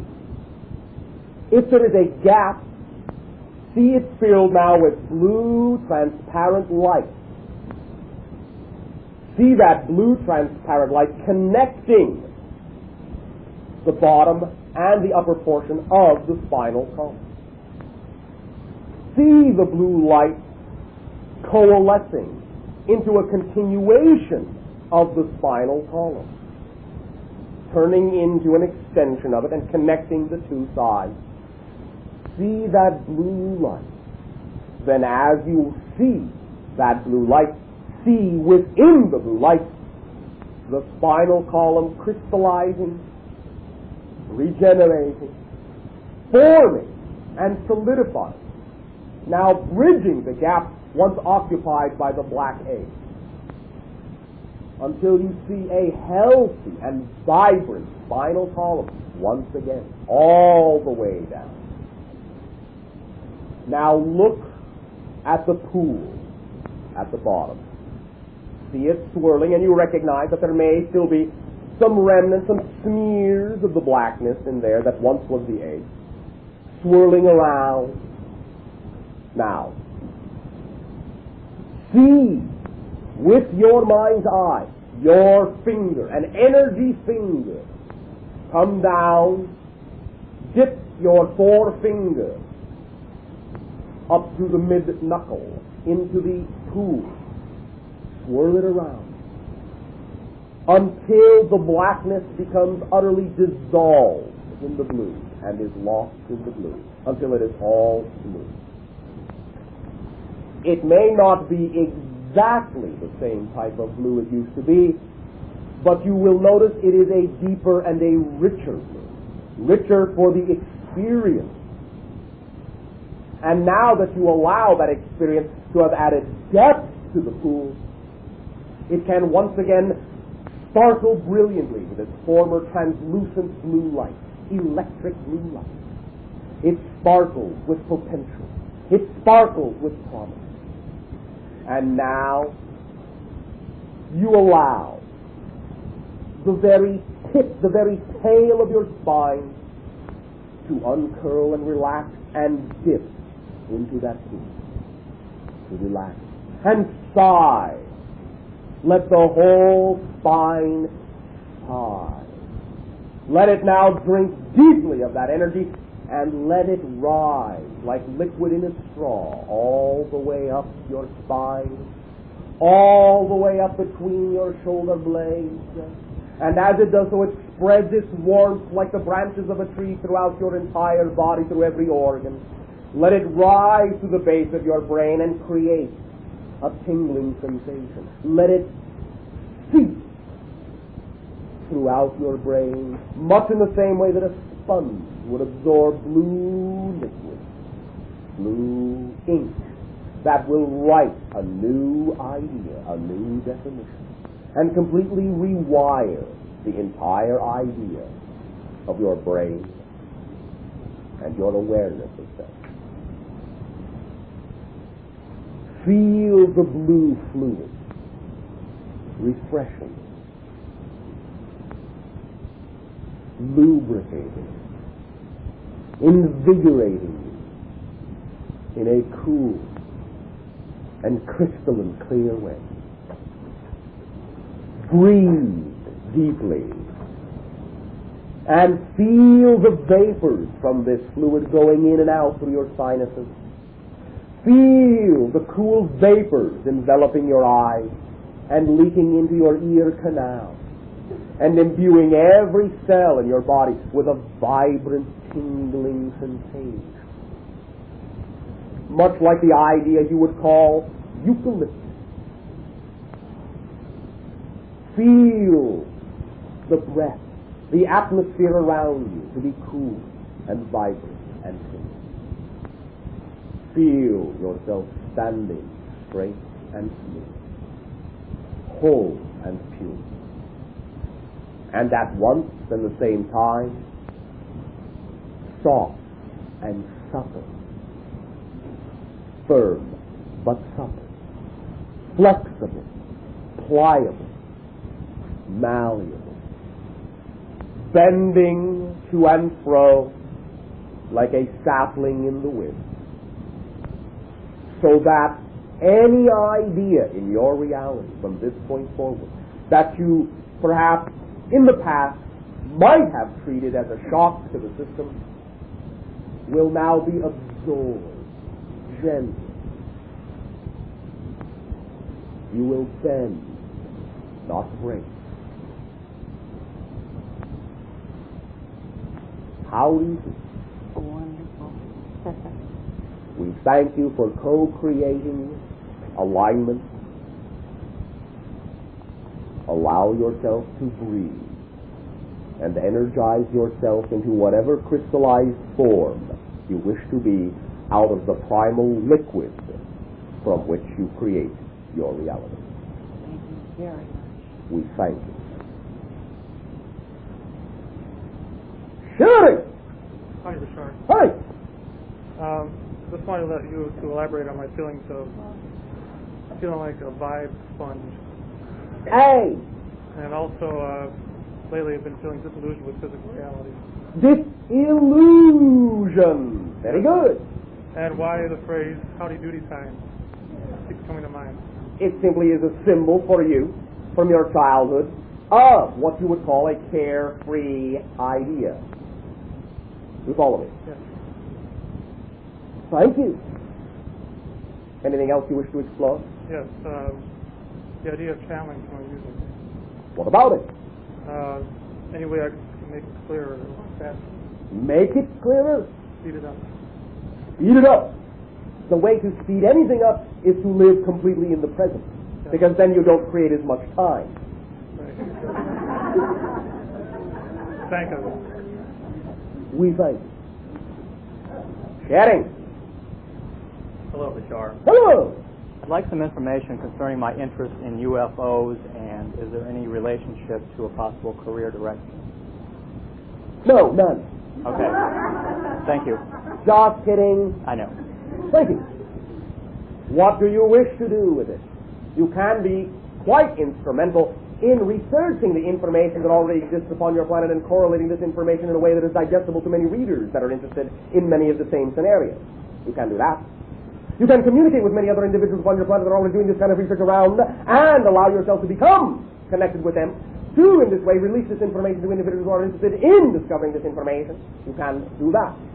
You can communicate with many levels of your government in this way, many levels of the government in this way that already know many of the things that are going on with regard to the different civilizations that are visiting your world, and you can communicate with them your desire to allow them to work with you to release this information in a way they feel will be safe for them as well as informative for all the other individuals upon your planet that are interested in discovering this kind of information. You can do that. Thank you. What are you speeding it up? Thank you very much. What do you wish to do? I wish to know if there has been any contact in this physical life that I am right now unaware of. Yes. When? 7 times? Years old. 7 years old.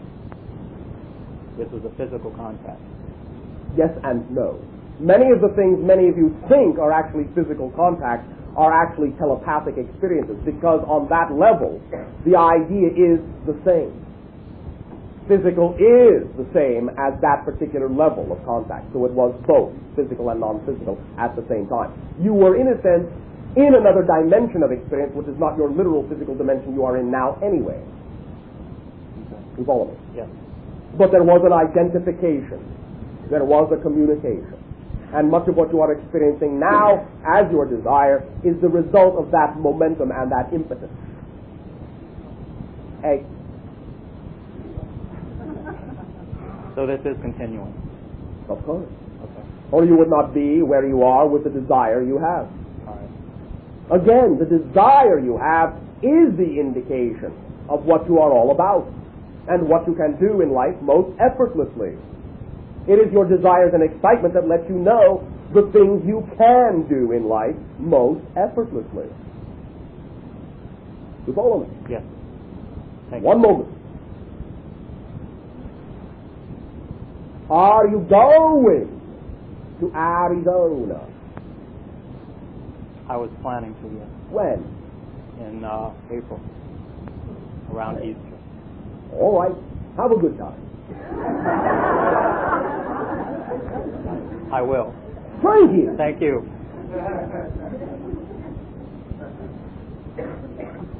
Chatting? Bashar, hello. Yes. Again. After a while, it's good to see you again.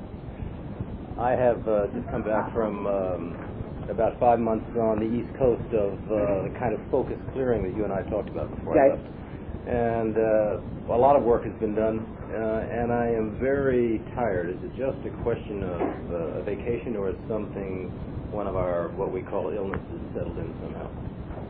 Sicknesses. To some degree, there is a little bit of that idea, but mostly it is simply that.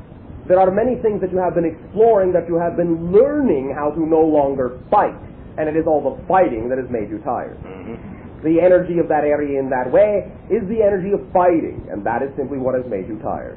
Now you are back in a homogeneous energy that you are familiar with, and you will re-energize yourself because you are no longer fighting. Right, it's not just the place. It's the next question about, it's letting the will go. In a sense. With regard to what I'm doing now and expanding into.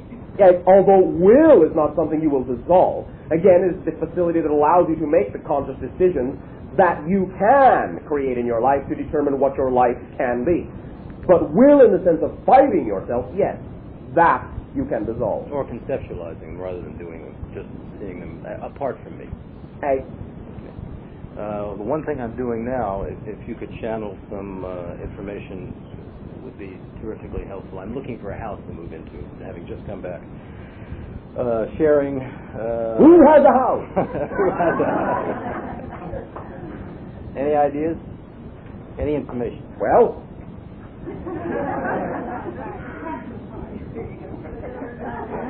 that's subletting, taking over house sitting. Someone's got to leave.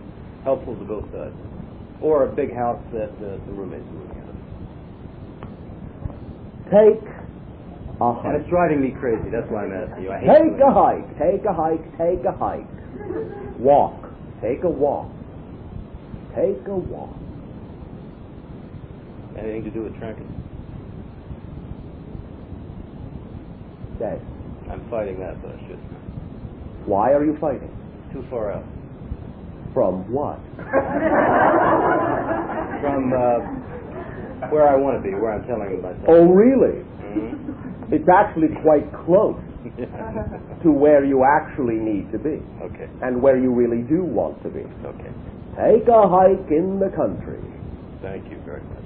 We thank you. When you do so, you will begin to realize how close to home you actually are. Thank you. Thank you. Chatting. Hi, Bashar. Hi. Well, I wanted to ask you, why is there a fear in things that are new?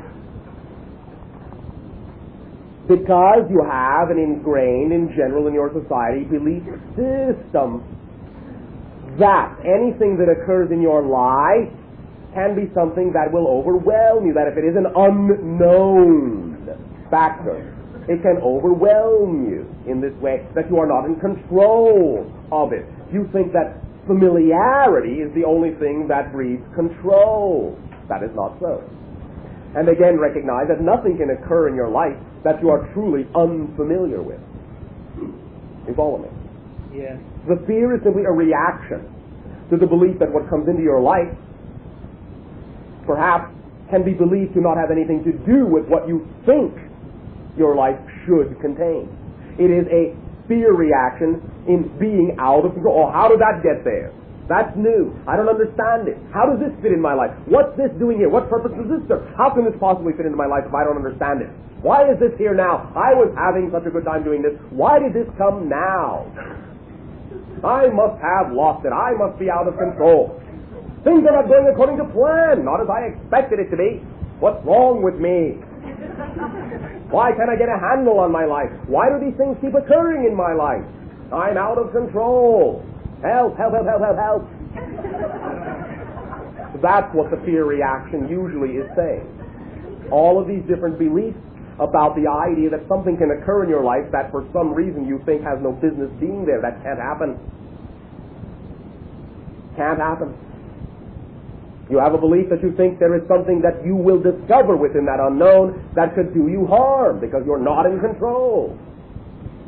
Only your belief will create the illusion of harm. You follow me? Yes. This is a sister. Mm-hmm. Anything else? No, thank you. Thank you very much. Oh, one moment. One moment. One moment. Something just came up. Something very important. Something that will change your whole life in a way you did not imagine it would even be possible. You want to know what it is? Yeah. Are you sure you want to know what it is? Yes. Are you in the least bit apprehensive to know what it might be? Well, yes, tell me, please.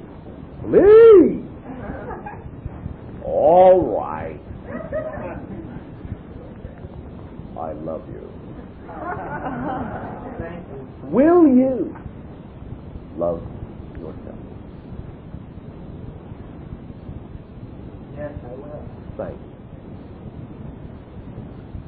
Thank you.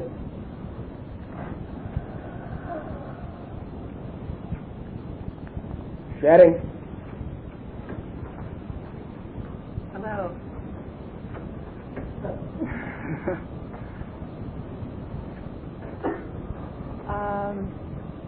I've become aware that my painting has been a tool for me for transformation, and I'm beginning to share that with other people. Is there anything that perhaps I'm not being in touch with that experience that would be helpful? If I were to say no, would you believe me? Yes. Why? Did you just want to hear from me what you already knew? Sure. You know you are being of service. You know you are enjoying doing it. Are you simply creating one of the syndromes we have discovered in your society? That if there's nothing to worry about, you worry about not having anything to worry about? Perhaps. Perhaps. Is there another way in which you would find pleasure in expanding the expressiveness of your creativity? Maybe. Not now. No. Why not? Because I'm doing everything the way that I want to do it right now. Well then, our original answer sticks. No. There is nothing I could possibly tell you that you are not already doing just perfectly. Thank you. Enjoy. I will. We thank you. May I ask you one other thing? You just did. You wish to ask another one? Yes. All right. I know that there's something going on with my husband and I. Something going on. That we cannot do a job together. So? We would like to. Why? It would be nicer. Nicer than what? Nicer than not being able to. Why? It's an unpleasant experience. Why? Why? Yes, why? I don't like it. Why? It feels... Feeling is a reaction to a belief. Just to say you feel is not a reason. What do you believe that creates the feeling? Why is it unpleasant?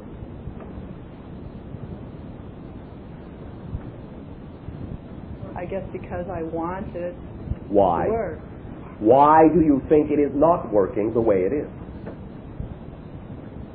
Well, it obviously is because it's going on and on the same All right. way. So just accept that. What are you learning from it the way it is unfolding? I feel that there is something to learn. What and is it? I don't know what it is. What are you learning now? What have you already learned?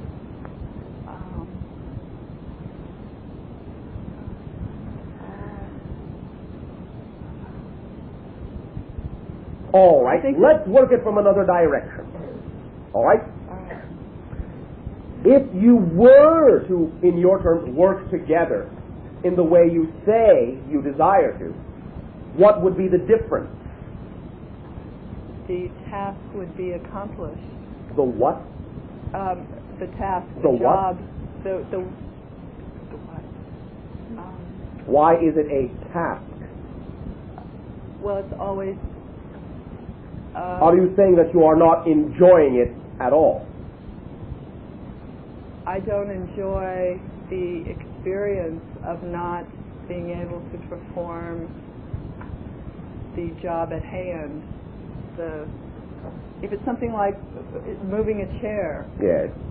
from this side of the room to that side of the room, Yes. it doesn't happen. Why not?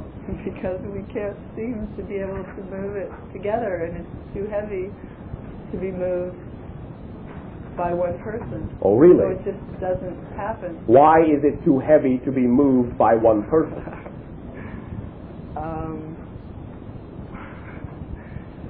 In other words, why do you fill your life with things that cannot be accomplished by each individual in that relationship?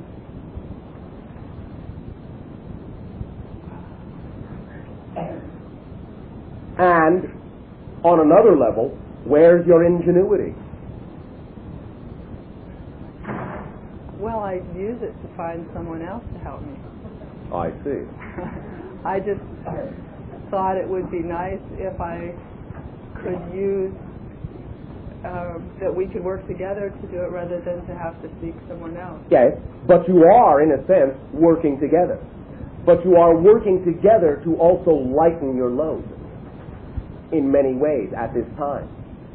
Much of what you say you desire will be the result of when you remove some of the dead weight from the idea you are sharing.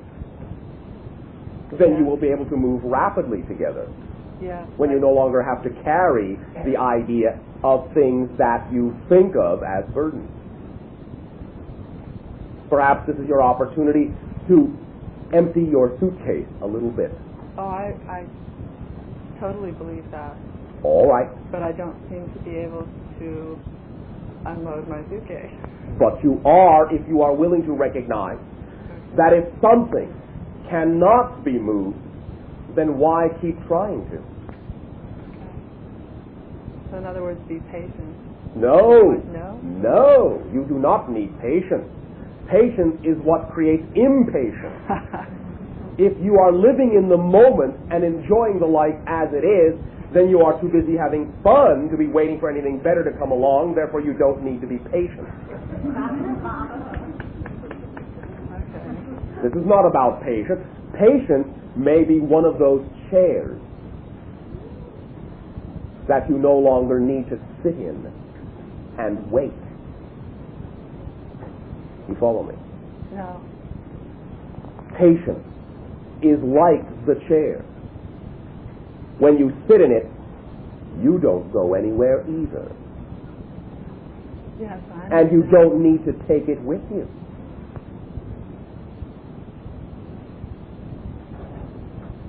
Now, you said you were an artist.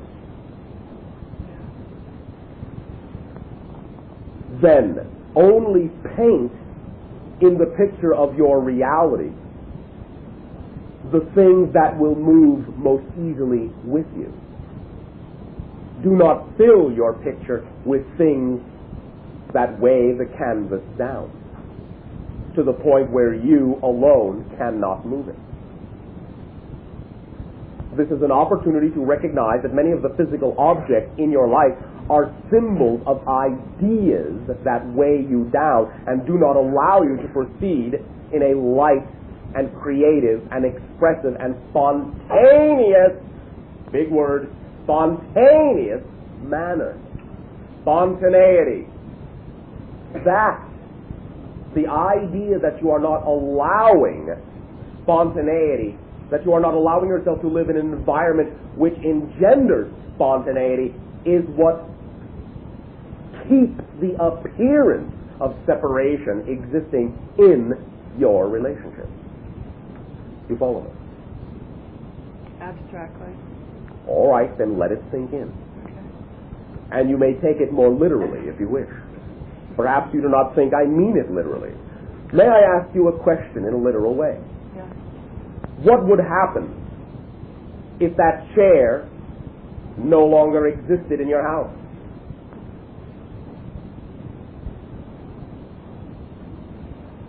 I guess there would be nothing to move.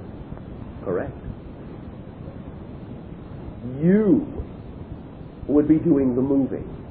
And when you move, all things that you need move with you. If when you move, something doesn't move with you, it is a sign that you may not need it. So why attempt to drag it along? Many times individuals will actually create a physicalized scenario to very literally represent this idea. If you are desiring to work together, then allow yourself to recognize that the generation of flexibility and spontaneity is what will allow you to intermix and intertwine more often on many different levels than you do now. You follow me? Yes. Sleep on it. Yes. I will. We thank you. Thank you.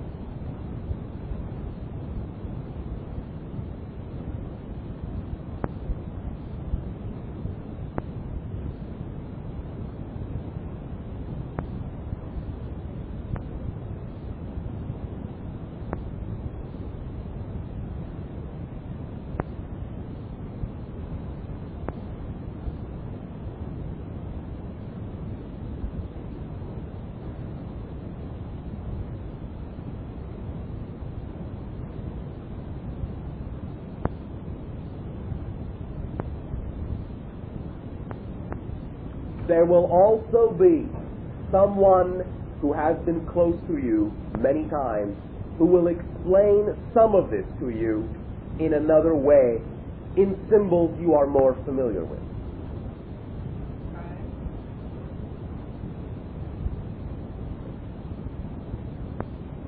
Sweet dreams. Thank you. At this timing, allow us once again to express to you our unconditional love and remind you your physical reality always is and can ever only be the product of what you most strongly believe to be true. Let your physical reality and the situations that occur in it reflect to you not the idea that you are stuck, not the idea that you are a failure, but the idea that if something appears in your physical reality that you don't prefer, it is an indication of a belief that you have that you can change the definition of. Do not fight yourself. Flow with yourself. If something seems stubborn as a situation in your reality, then it is a reflection of your own stubbornness in many ways. There is no need for insistence. When there is spontaneity, all things intermesh and interplay perfectly. Interplay perfectly.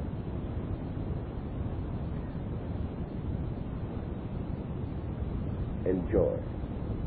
To all of you exciting dream life and life dreams, we thank you for this opportunity to experience once again the crystalline gift of your consciousness. We are always eager to unwrap that gift and experience and explore the more that you always are.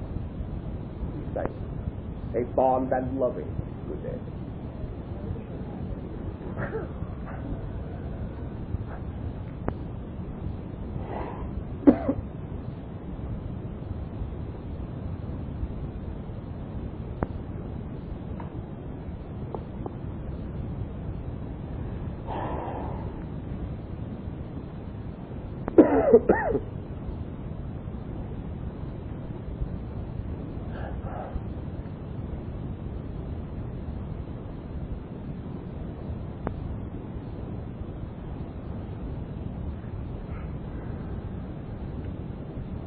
Let everything go.